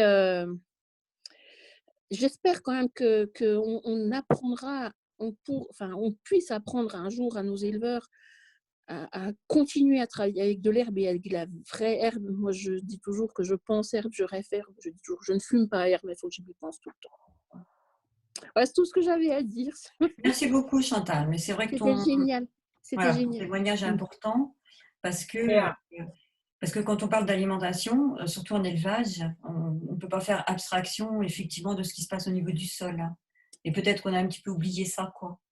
Et totalement. Moi, je vais faire des liens effectivement avec l'humain. Quand on dit, je ne sais pas moi, il faut manger 5 fruits et légumes par jour, ce qui c'est une aberration, ça n'a pas de sens, mais de quels fruits et de quels légumes on parle, cultivés comment? Est-ce que sincèrement, vous pensez qu'il y a la même chose dans une carotte cultivée hors sol et dans une carotte qui est cultivée dans un sol qui a été travaillé, qui a été amendé, voilà, c'est une carotte, c'est pas une carotte. Voilà. Et je pense que voilà, chez vous, c'est pareil. Un foin, c'est pas un foin, ce que vient de dire Chantal. Et effectivement, j'espère que pour faire changer les mentalités, c'est aussi pour ça que je fais ces conférences sur la bioélectronique, parce qu'il faut faire connaître cette méthode. Je pense que vraiment, elle n'est pas suffisamment connue. C'est revenir à des bases. C'est revenir à des bases. Je crois qu'on n'apprend rien ici. C'est pas qu'on n'apprend rien, mais on n'invente rien plutôt. On revient à des choses extrêmement basiques que les anciens connaissaient. Ils ne connaissaient pas la bioélectronique, mais ils faisaient sans doute ce qu'on fait là. Voilà. Donc, c'est vrai que c'est communiquer sur cette technique le plus possible. Hein. Donc, on va voir si ça change. Donc, il y a plein de questions. Il y a plein de questions. Alors, par exemple, Sophie, quels sont les problèmes récurrents en élevage bovin qui sont diagnostiqués, entre guillemets, grâce à la bioélectronique? Donc, Charlotte, qu'est-ce que tu vas rencontrer le plus souvent en élevage bovin? Des déséquilibres de ration, des bêtes qui ne sont pas suffisamment hydratées, avec des glycémies basses et des corps cétoniques des fois trop élevés avant vélage. C'est un peu ce qu'on mesure sur tous les animaux. En Oui, fait. ouais. Je veux dire, on a beaucoup de problèmes d'avortement, par exemple. On retrouve des causes infectieuses, alors dans 50% des cas en petits ruminants et 25% en gros ruminants, ou l'inverse, je sais plus. Mais par contre, depuis qu'on fait des mesures avec Charlotte, ce qu'on peut dire, c'est qu'on a 90% des animaux qui sont en hypoglycémie et plus de 95% des animaux qui sont mal hydratés, quoi. Et donc, je pense qu'on devrait se poser peut-être d'autres questions qu'aller mettre 500 € d'analyse à chaque fois pour chercher une cause infectieuse d'avortement où on trouve rarement quelque chose. Et c'est Bruno, il y a 4-5 ans, il avait des avortements. Un coup, un annulage, c'était de la chlamydiose, un coup, c'était de la fièvre crue, un coup, c'était de la toxo. Et depuis 2 ans, pourtant, il n'a pas fait plus de vaccination que d'habitude. Et depuis 2 ans, où l'alimentation va mieux, où l'hydratation, même si c'est pas encore ça, ça va mieux, où la minéralisation va mieux, et il n'y a plus d'avortement. Voilà. Alors, Benjamin, ce qui veut pouvoir dire, ce qu'on a parlé un petit peu tout à l'heure, des différences qu'on avait entre les rations papier et puis ce que montrait la bioélectronique sur les animaux. Donc, c'est vrai que Benjamin demande si finalement les normes actuelles pour les rations papier ne sont pas adéquates. Est-ce qu'on pourrait envisager ça? Est-ce que c'est ça ou le problème est ailleurs? Moi, je pense que d'une exploitation à l'autre, on ne peut pas avoir les mêmes valeurs de fourrage. Et c'est vrai que sur les rationneurs, on a tendance à avoir des valeurs INRA. Et du coup, on est un peu à côté de l'élevage que l'on suit, quoi. On part sur des approximations, parce qu'on n'a jamais des valeurs exactes de fourrage, en fait, même si on fait des analyses. Donc, du coup, après, caler des ratios avec des approximations, c'est compliqué. Il faudrait faire des analyses avant des fourrages, etc. En fait. Il y a des éleveurs, ils le font avant, en fait, mais le problème, c'est que ils prennent un petit échantillon de leur fourrage, mais d'un champ à l'autre, ça varie tellement les valeurs que c'est compliqué. C'est compliqué d'avoir des valeurs de fourrage précises. Même quand on fait une analyse dans un silo, au bout du silo, au milieu du silo et à la fin du silo, c'est jamais les mêmes champs, et du coup, on n'a pas forcément les mêmes valeurs en fonction de comment il est tassé, est-ce qu'il est bien tassé en haut, en bas. C'est difficile d'avoir une valeur sur tout l'hiver avec le même fourrage. Alors, est-ce qu'il y en a qui veulent poser des questions de vive voix? Un par un. Vous ouvrez votre micro, vous posez la question. Est-ce qu'il y a des questions directes? Moi, je veux bien, Laurence. Vas-y, Benoît. Bonjour. Moi, j'avais une question, c'était sur le côté pratique des analyses. Donc, moi, je fais du conseil aussi. On parlait tout à l'heure qu'on n'a pas le droit de faire les prises de sang n'étant pas vétérinaire. On n'a pas le droit non plus de les interpréter. Donc, c'est comment on fait sur le terrain avec tout ça? Alors, moi, je peux répondre parce qu'on est dans la même situation. Tu n'as pas le droit d'interpréter, tu n'as pas le droit de faire des mesures de laboratoire que font les vétérinaires, parce que pour les médecins, c'est pareil. Et donc, tu n'as pas le droit d'interpréter des mesures de vétérinaires.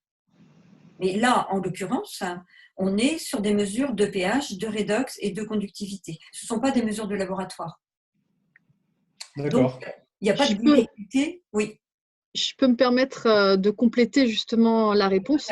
Oui. En fait, ce qu'il faut, c'est simplement ne pas diagnostiquer. Parce que moi, même en étant vétérinaire, donc Céline Pot-Pièce, je travaille à la Chambre d'agriculture des Pays de la Loire et je suis vétérinaire. Et j'ai travaillé pendant plus de 10 ans dans le Lot. Et en fait, on ne peut pas donner de diagnostic en disant c'est telle maladie. Voilà. Mais ça n'est pas ce que vous faites. Voilà. À partir du moment où on parle d'excès de protéines, vous parlez de trop d'énergie, on reste dans le domaine de l'alimentation. Donc, vous avez des préconisations qui ne posent pas un diagnostic. Alors, attention, par contre, si vous parlez de carence en oligo-éléments, par exemple, là, c'est pas bon, c'est un diagnostic. Ah oui. Par contre, voilà, attention. Hein. Les oligo-éléments rentrent dans une diagnostic médical, en fait. Si on parle du mot carence, c'est un diagnostic médical. Si on dit il manque, alors on est vraiment là-dedans. Hein. C'est juste pour. On peut rééquilibrer sans problème, puisque ça c'est de l'alimentation. Donc il faut juste faire attention aux mots, où on en est, où on va, mais tant qu'on reste dans une analyse de la ration, de préconisations à faire, vous ne préconisez pas de médicaments, vous ne préconisez pas de... Donc, ce n'est pas un souci. C'est juste attention, il ne faut pas appeler ça un diagnostic, il faut appeler ça un audit, enfin, comme on veut, et c'est juste les mots sur lesquels il faudra faire attention, parce que dans ce que j'entends, vous restez vraiment dans tout ce qui est légal sans aucun problème. Donc ça veut dire dans les approches que vous faites là dans le lot, c'est donc vous faites les mesures sur bouse, urine, et c'est après le vétérinaire de l'exploitation qui va faire les prélèvements de sang ou l'éleveur. Oui. Et comment réagissent les vétérinaires quand vous les contactez pour faire une prise de sang et avec analyse BEV derrière? Il y en a qui sont intéressés et d'autres ils viennent faire les prises de sang et après on leur envoie le compte rendu et voilà. Ils ne cherchent pas. Après, on a de bonnes relations avec nos vétérinaires sur le département. Donc, il y a une confiance réciproque. De toute façon, ils ne sont pas allés là-dedans. Ils n'ont pas forcément le temps d'y aller non plus. Après, voilà, quand on va en élevage, la plupart du temps, on les prévient. Alors, disant, voilà, on va aller sur certains élevages faire des mesures. Est-ce que ça t'intéresse de venir? Est-ce que ça t'intéresse pas? Ça dépend. Il y en a qui viennent, il y en a qui viennent pas. On travaille beaucoup avec un vétérinaire qui, lui, fait de la géobiologie aussi. Donc souvent, il fait des visites avec moi chez un chevrier. Donc ça l'intéresse parce que les mesures, ça lui permet de voir aussi si les corrections qu'il a mis en place pour la géobiologie, ça tient, s'il faut qu'il repasse derrière. Voilà. Après, la méthode leur avait été, l'outil leur avait été présenté avant l'investissement, Émilie, si je ne me trompe pas. Et comme il n'y a aucun veto qui partait là-dedans, à un moment donné, au GDS, on a dit, voilà. Ok. Puisqu'il y avait une demande d'éleveur derrière. Oui. D'autres questions? Il y en a eu pas mal par le chat. Ça a été répondu au fur et à mesure, je pense. Donc après, oui, Céline. Excusez-moi. C'était juste plutôt une ouverture. Je voulais savoir si ça pouvait vous intéresser, donc on ne va pas en débattre là, de travailler sur des projets de recherche. Justement en lien entre la géobiologie, puisque vous en parliez déjà plusieurs fois, entre la géobiologie et la capacité en fait de détecter des choses grâce à la bioélectronique de Vincent.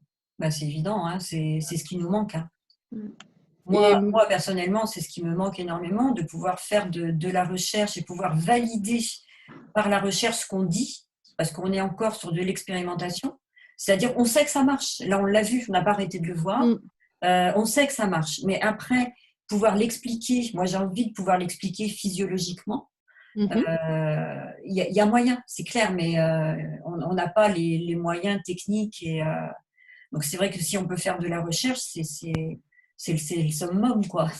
Pour la bioélectronique, ça serait... Je vous propose qu'on se recontacte en dehors de cette conférence pour ne pas monopoliser, puisque moi, mon travail, c'est le service recherche et développement de la Chambre d'agriculture des Pays de la Loire. Ah, bah, ça serait super, quoi. Donc, merci de m'avoir accepté dans la conférence et je pense qu'on va continuer d'avoir accédé. Et puis, on va continuer, je pense, à travailler ensemble. J'avais essayé de contacter Pierre-Emmanuel Radig, mais j'ai paumé ses coordonnées. J'ai envoyé à quelque chose qui n'était plus du tout sa bonne adresse, puisque je l'avais de l'époque, il y a 10 ans, où j'avais fait des formations avec lui dans le Lot. Et bien, ce n'est plus les bonnes coordonnées. D'accord, ben on verra, hein, Céline, mais du coup, on peut se faire une conférence, une visio aussi avec Manu. Tout à fait, tout à fait. Voilà, donc c'est plus tard, on ne va pas monopoliser pour l'instant, mais c'était juste pour vous poser cette question-là. Merci tout cas. Merci beaucoup. J'ai vu que Jean-Marc, tu voulais parler, non? Non, c'est parce que est-ce qu'on peut faire de la recherche? Mais en fait, nous ne faisons que ça depuis 15 ans. Parce qu'en fait, Oui, mais ouais. si tu n'avais pas existé depuis 15 ans toute seule dans ton coin à faire de la recherche et à pouvoir dire ce que l'on dit aujourd'hui, rien de ce qui se fait aujourd'hui n'existerait. C'est vrai. Donc c'est encore et toujours de la recherche, puisqu'en fait ça n'existe pas, ça n'existe plus, ça a existé, ça n'a jamais été approfondi. Et en fait, c'est grâce à ton travail depuis 15 ans de recherche permanente dans l'anonymat le plus complet, qu'aujourd'hui on a l'impression que c'est une technique, mais en fait non, ce n'est que de la recherche depuis le départ. Mais c'est vrai que ça reste de l'expérimental, quoi. Mais si on pouvait. Et le champ d'investigation est immense. Immense. Mais là, on a pu le voir. Ouais. C'est un trésor. C'est vrai. un trésor, cette technique. Benjamin. Est-ce que, voilà, dans des personnes peut-être nouvelles, entre guillemets, qui sont venues sur cette conférence, qui ne connaissaient pas du tout la bioélectronique ou qui en avaient entendu parler comme ça, est-ce que vous avez des choses à dire, ne serait-ce que des petits ressentis par rapport à tout ce qui a été dit? Non? Est-ce qu'il y a eu des essais de fait sur des animaux de compagnie? C'est une des questions qui est passée dans le fil. Ouais, je crois pas. Si, mais sur un chien, je crois. Sur un chien. C'est un chien qui était à l'article de la mort et un vétérinaire avait lu les travaux de Louis-Claude Vincent. Il lui avait donné de l'eau de Volvic. Donc, il avait juste changé son eau. Et voilà, mais il n'avait pas fait de mesures bioélectroniques. Par contre, effectivement, je ne sais pas si Sandrine ne doit pas être là, je ne l'ai pas vu passer du coup. J'ai eu une demande pour un chien qui faisait des crises d'épilepsie. Donc, Sandrine et Maïka donc, sont dans le 63, si je ne me trompe pas. Donc, c'est vrai que je ne pouvais pas faire les mesures bioélectroniques. Je demandais à un collègue et ami, Xavier, de faire les mesures. Et depuis, donc on a fait les mesures donc sur un chien, mais on n'a fait que le sang. Après, vous comprenez bien que c'est compliqué de faire tous les liquides physiologiques. J'ai cru voir effectivement des questions passées par rapport aux liquides physiologiques. Les liquides physiologiques qui sont testés vont être adaptés à l'animal. Donc l'humain, c'est facile. C'est vraiment facile de recueillir tous les liquides sans salive, urine. Au départ, quand Pierre-Emmanuel est venu faire la formation en bioélectronique, donc moi je lui ai parlé de l'humain, donc lui après il a fallu qu'il l'adapte aux animaux. Sa première question ça a été comment je vais faire la salive sur les bovins, voilà. Et puis voilà, donc il s'est dit je vais faire sur le rumen et c'est grâce à Manu finalement qu'on a des mesures sur le rumen et toute cette toutes ces explications qu'il nous donnent sur l'importance du rumen. Donc après je voyais sur les volailles. Avoir de la salive de volaille, ça va être compliqué. Donc, prise de sang peut-être. Et donc, voilà, travailler peut-être plus sur les déjections au niveau des volailles. Il y a tout ça à faire. C'est comme dit Jean-Marc, on a un vaste champ de recherche qui va se mettre en place au fur et à mesure si on a des gens qui se forment à la bioélectronique. Donc, il nous manque une base de données. C'est de la recherche encore. On a énormément on est au tout début. Ça fait 60 ans que la bioélectronique existe. Et on n'en sait guère plus que ce qu'a mis au point Louis-Claude Vincent. C'est assez aberrant. Mais il n'y avait pas suffisamment de monde pour pratiquer, ce qui fait que ça n'a guère évolué. Voilà. Donc, on a effectivement un vaste champ de recherche. Et concernant par exemple des arbres fruitiers ou des arbres, je sais pas moi, des sapins, tout ça, est-ce qu'il y a on va travailler que sur le sol? En fait, non, tu vas donc tu travailles sur le sol et sur la plante. Donc plante pour moi c'est la plante, ça peut être l'arbre, voilà. Donc ça, par contre, on a quelqu'un qui a fait beaucoup de mesures, qui s'appelle Olivier Husson, donc qui est ingénieur agronome. Donc je vous engage à aller. Il a pas mal de vidéos sur Internet. Il a fait énormément de mesures Et donc, il fait vraiment évoluer la bioélectronique au niveau de l'agronomie. Donc, lui, il fait des mesures sur le sol, voilà, essentiellement des mesures de pH et de redox, et puis sur les feuilles. Voilà, il travaille beaucoup sur les feuilles des plantes. Après, au niveau des fruits, des vergers, son nom, c'est Olivier Husson, H-U-2-S-O-N. Voilà, il y a pas mal de vidéos d'Olivier sur ses travaux.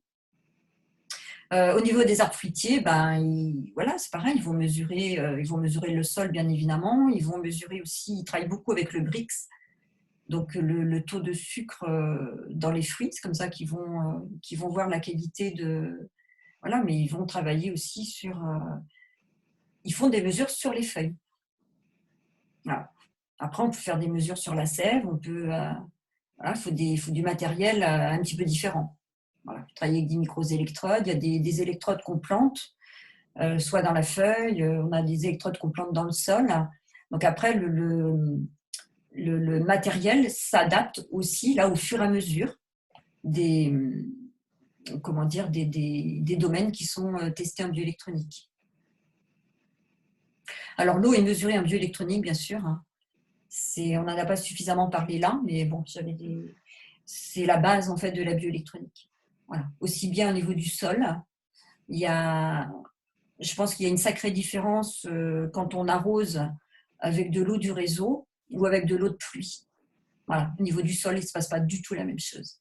Vos animaux, donc on l'a vu tout à l'heure avec Émilie, si vous leur donnez une eau avec une bonne résistivité, donc pas trop calcaire, sans chlore, les animaux, ils vont boire plusieurs litres tout de suite. Voilà, on le sait aussi au niveau des chevaux, c'est pareil. Donc la qualité de l'eau est absolument essentielle. Pardon Laurent, on avait fait un essai nous avec les brebis ici, où on avait mis dans un parc un grand bac avec de l'eau de citerne et un bac avec de l'eau de réseau. On avait coupé les autres abreuvoirs. Ça a été fait, quoi. Finissait le bac avec l'eau de citerne et ne touchait pas l'eau du réseau. Et ton eau de citerne, elle avait quoi comme différence par rapport à l'eau du réseau? Le pH était moins alcalin et puis surtout, elle n'était pas dure. Voilà, la résistivité. Et pas chlorée. C'est un peu comme nous, hein. Boire de l'eau du robinet chlorée, c'est pas... on a du mal, quoi. Alors les bêtes, de toute façon, nous, ce qu'on dit, c'est que, moi, c'est ce que j'ai toujours dit, on ne peut pas opérer un redressement de terrain, quel qu'il soit, que ce soit le sol, que ce soit les animaux, si on ne change pas l'eau de boisson. Oui. Petite question justement sur l'eau, là. Est-ce que vous êtes en relation avec des sociétés qui ont des discours différents du discours classique qu'on a sur le terrain? Parce que sur le terrain, on entend quand même beaucoup, pour des ruminants, des bovins, il faut une eau à 7 de pH et puis chlorée pour qu'il n'y ait pas de germes. Est-ce que vous avez des sociétés qui voient les choses un peu différemment ou pas? Nous, on travaille avec Manure à Digue. Il y a des éleveurs avec la société Naturéthique. Ils proposent un système, peut-être Chantal, elle expliquera mieux que moi, un système de traitement de l'eau avec de la vie. Et on a 2 élevages sur le département qui ont un test, qui l'ont acheté depuis 2 ans. Et après, on n'a pas été mesuré. Mais Chantal va mieux en parler que moi. Donc en fait, c'est un système d'eau qui a un réacteur. C'est un système au départ qui est un système russe qui permet de potabiliser l'eau. Au départ, c'est les Russes qui ont mis ça en place pour pouvoir avoir une eau qui soit totalement désinfectante, quel que soit l'endroit du monde et quelles que soient les blessures de guerre qu'ils vont avoir à traiter. Donc, c'est une hydrolyse au sel qui va se faire, un sel de mer normal, avec donc une réaction chimique. Cette hydrolyse au sel va produire de l'anolyte, donc riche en anions et en électrons, et une catholyte qui est riche en cations, différemment. L'avantage de ce produit-là, c'est que si ça se déjecte, si ça rejette dans la nature, il n'y a aucun problème de pollution. L'anolyte est un produit qui est totalement désinfectant. Je ne sais pas, là, avec le produit, vous allez dire que je suis obsédée par le Covid, mais si on avait une machine à eau dans tous les hôpitaux, en 3 secondes, l'anolyte désinfecte la totalité d'un milieu. Donc, instantanément, n'importe quelle utilisation, tu asperges quelqu'un d'anolite, il est désinfecté totalement en 3 secondes. Alors, juste, Chantal, ce qu'il faut que tu dises, c'est que l'anolite, elle a quoi comme paramètre bioélectronique, hein? Elle est hyper oxydée. Voilà. Elle est hyper oxydée, mais elle ne joue pas hyper oxydante. Voilà, d'accord. Mais effectivement, c'est le fait qu'elle soit sur des RH2, elle est à 42, 44, je ne sais plus, hein, c'est absolument faramineux. Donc en fait, il n'y a plus âme qui vive, quoi. À des taux de redox comme ça, il n'y a plus âme qui vive. Voilà. Je ne suis pas d'accord avec toi, puisque malgré tout, si tu veux, dans les... Alors ça désinfecte, mais ça désinfecte, on a l'impression que ça ôte surtout tous les biofilms. La vraie avantage de l'anolite, c'est le biofilm. Parce que malgré tout, si tu veux, moi je l'ai testé sur des blessures de chevaux, avec des blessures où on a traité avec tout ce qui peut exister sur Terre, avec aucun résultat. En 15 jours, l'anolite, qui est de l'eau, hein, de l'eau, voilà, en 15 jours, le cheval a récupéré, mais c'était au niveau d'une articulation, mais extraordinairement bien, et en gardant la souplesse de ses tissus. Oui, mais je suis d'accord avec toi, parce que de toute façon, un biofilm, en général, un biofilm, tu as un petit peu de tout, hein, tu as de la bactérie, tu as du virus, tu as des algues, Et en fait, c'est ce que je dis, c'est à partir de 42, 44 de RH2, rien ne peut se développer. Donc c'est pour ça que ça tue tout. C'est pour ça que c'est désinfectant surtout. Oui, mais Laurence, on le met dans le rumen des vaches. Et dans le rumen des vaches, ça marche. Ah oui, alors là, par contre, ça s'écrit Marie-Christine, ça s'écrit A-N-O-L-I-T-E. L-Y-T-E. Il y a un Y, le I. Anolite, oui. Vous pouvez regarder sur Internet. Hein. Oui.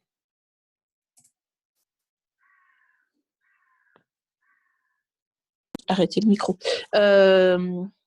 Si tu veux, aujourd'hui,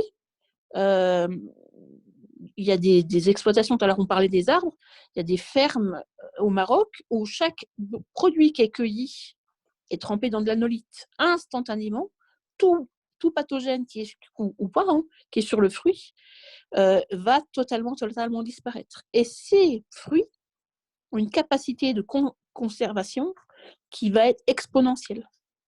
Donc l'anolite est un produit qui coûte 3 francs 6 sous, mais alors rien, quoi, ça doit coûter rien.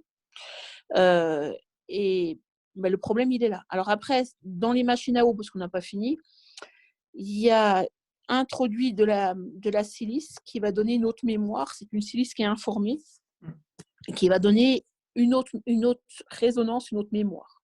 Voilà. Voilà. Donc nous, on travaille donc avec Manu, Gilles, sur ces machines qui sont des machines Anaqua et qui, par le groupe Nature Éthique, et qui fonctionnent extrêmement bien. Moi, actuellement, dans ma voiture, j'ai à peu près 20 litres d'anolite que je distribue tous les jours. Après, il y a cette question effectivement de silice qui est importante, puisque la silice, ceux qui connaissent un petit peu la bioélectronique, hein, la silice permet de structurer l'eau. Voilà, et c'est sans doute ça le plus important. Voilà. Et donc, je vois, oui, l'eau de pluie, environ 12 000 ohms. Voilà. Donc, si on peut récupérer l'eau de pluie, même pour les animaux, en désinfectant quand même, c'est aussi intéressant d'avoir des résistivités qui sont très hautes. Bien. Est-ce qu'il y a d'autres questions? Ça va faire 2 heures, hein, quand même. Hein. C'est bien. Ouais, simplement pour dire, je m'excuse. Simplement pour dire que je trouve que vraiment, on avait Roger Trucmuche là, il nous a permis de vraiment développer la BEV, quoi, au cinglé là. De qui tu parles?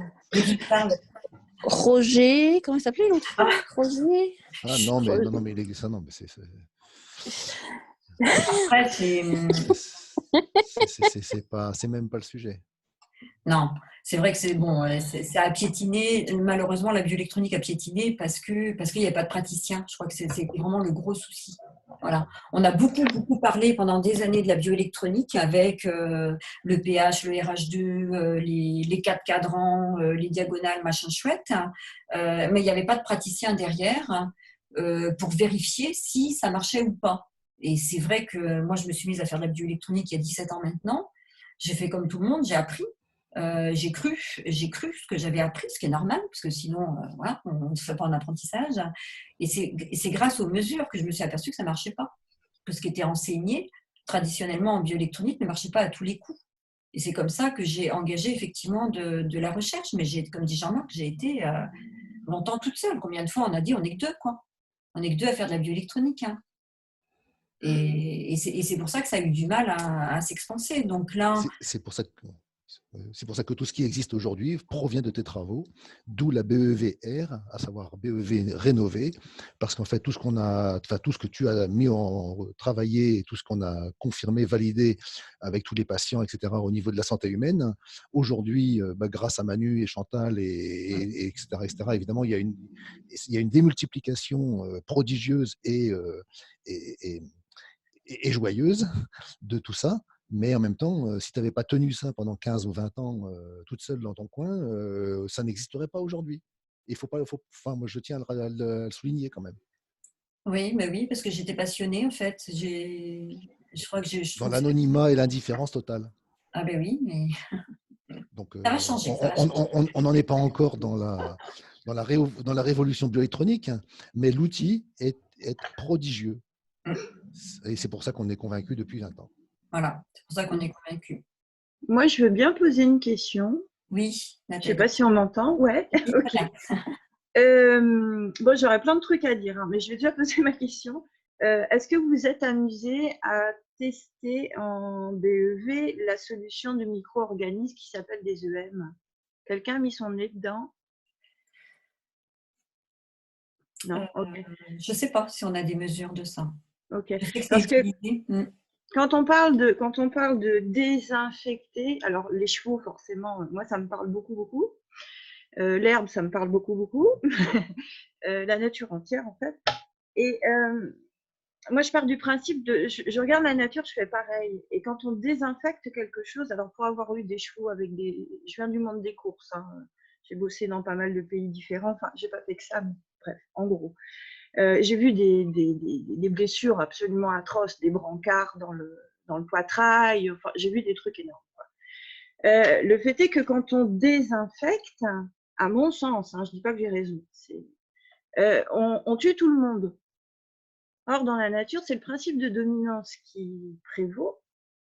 Et en fait, quand au lieu de désinfecter pour les maladies, machin, dans les hôpitaux, Amma, par exemple, dans ses hôpitaux en Inde, elle utilise des micro-organismes efficaces qui sont des gentils petits micro-organismes qui vont dans le sens de la vie. Et du coup, il n'y a pas des autres qui ne prennent pas place, quoi. Je ne sais pas si je m'exprime super bien. Voilà, donc je voulais savoir si quelqu'un avait mis son nez dans les EM. Alors je sais que c'est un pH acide, ça c'est sûr, rien qu'à l'odeur. Voilà. Et voilà, c'était juste ça. Et le principe de désinfection, pour moi, il est très humain quelque part. On éradique, mais ça colle pas. Dans ma tête, ça colle pas. Après, je pense qu'il y a une juste mesure et qu'il y a des... Voilà. Hein, c'est ce que j'allais dire. Tout dépend de l'infection. Tout à fait. Parce que si effectivement l'animal ou l'humain est infecté, ça veut en amont dire que son système immunitaire n'a pas réussi à lutter contre. Oui. Et donc il y a des moments où moi je suis pas contre les médicaments.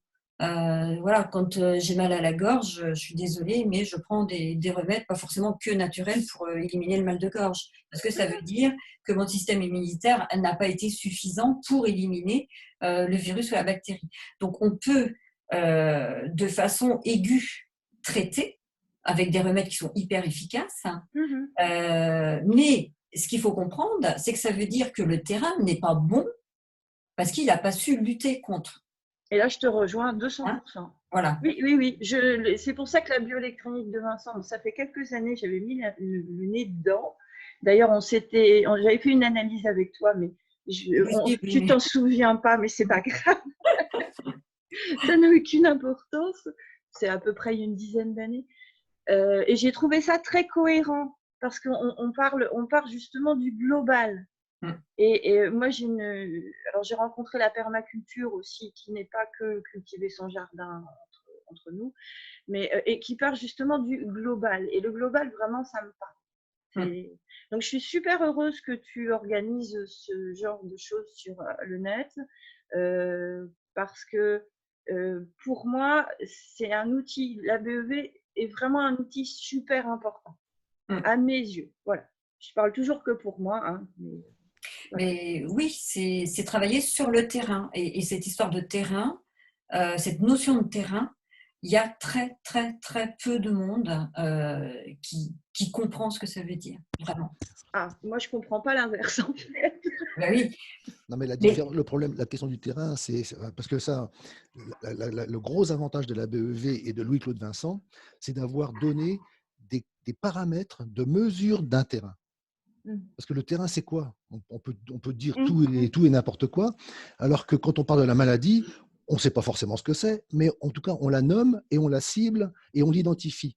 Alors, un médicament, une maladie, ça c'est pratique. C'est un raisonnement qui ne va pas loin, mais qui est pratique. Et tandis que quand on parle de terrain, on parle de choses qui sont tellement complexes et de tellement éloignées et de global et de fumeux, alors que l'avantage de la BEV, c'est justement d'avoir donné des paramètres de mesure et donc un cadre d'évaluation du terrain. Il peut y en avoir d'autres, mais en tout cas, celle-là en est une, et elle a l'avantage d'être accessible avec des appareils qui sont finalement pas si compliqués que ça, et puis etc. Et donc à condition de vouloir s'y pencher et de faire des mesures. Mais en tout cas, voilà, le terrain de la BEV est ce cadre-là.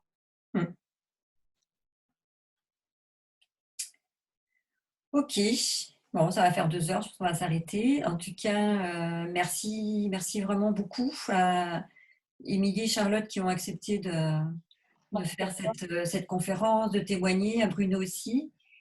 Chantal, je te remercie vraiment tout plein d'être venue aussi et d'avoir partagé ton expérience qui est énorme au niveau du sol et des fourrages. On se reverra. Et puis, merci à tous ceux qui se sont inscrits. Voilà, il y en a beaucoup qui attendent aussi la vidéo. Ça veut dire qu'il y a un intérêt, même sans forcément connaître la bioélectronique. Il y en a qui sont intéressés par la méthode.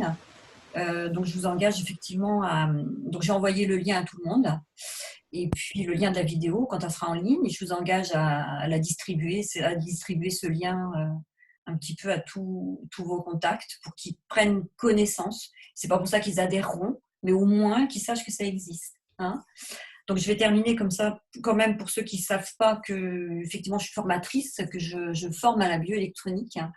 Donc, s'il y en a qui ont été intéressés, vous irez voir sur mon site. Hein, c'est Institut de formation et de prévention bioélectronique.org.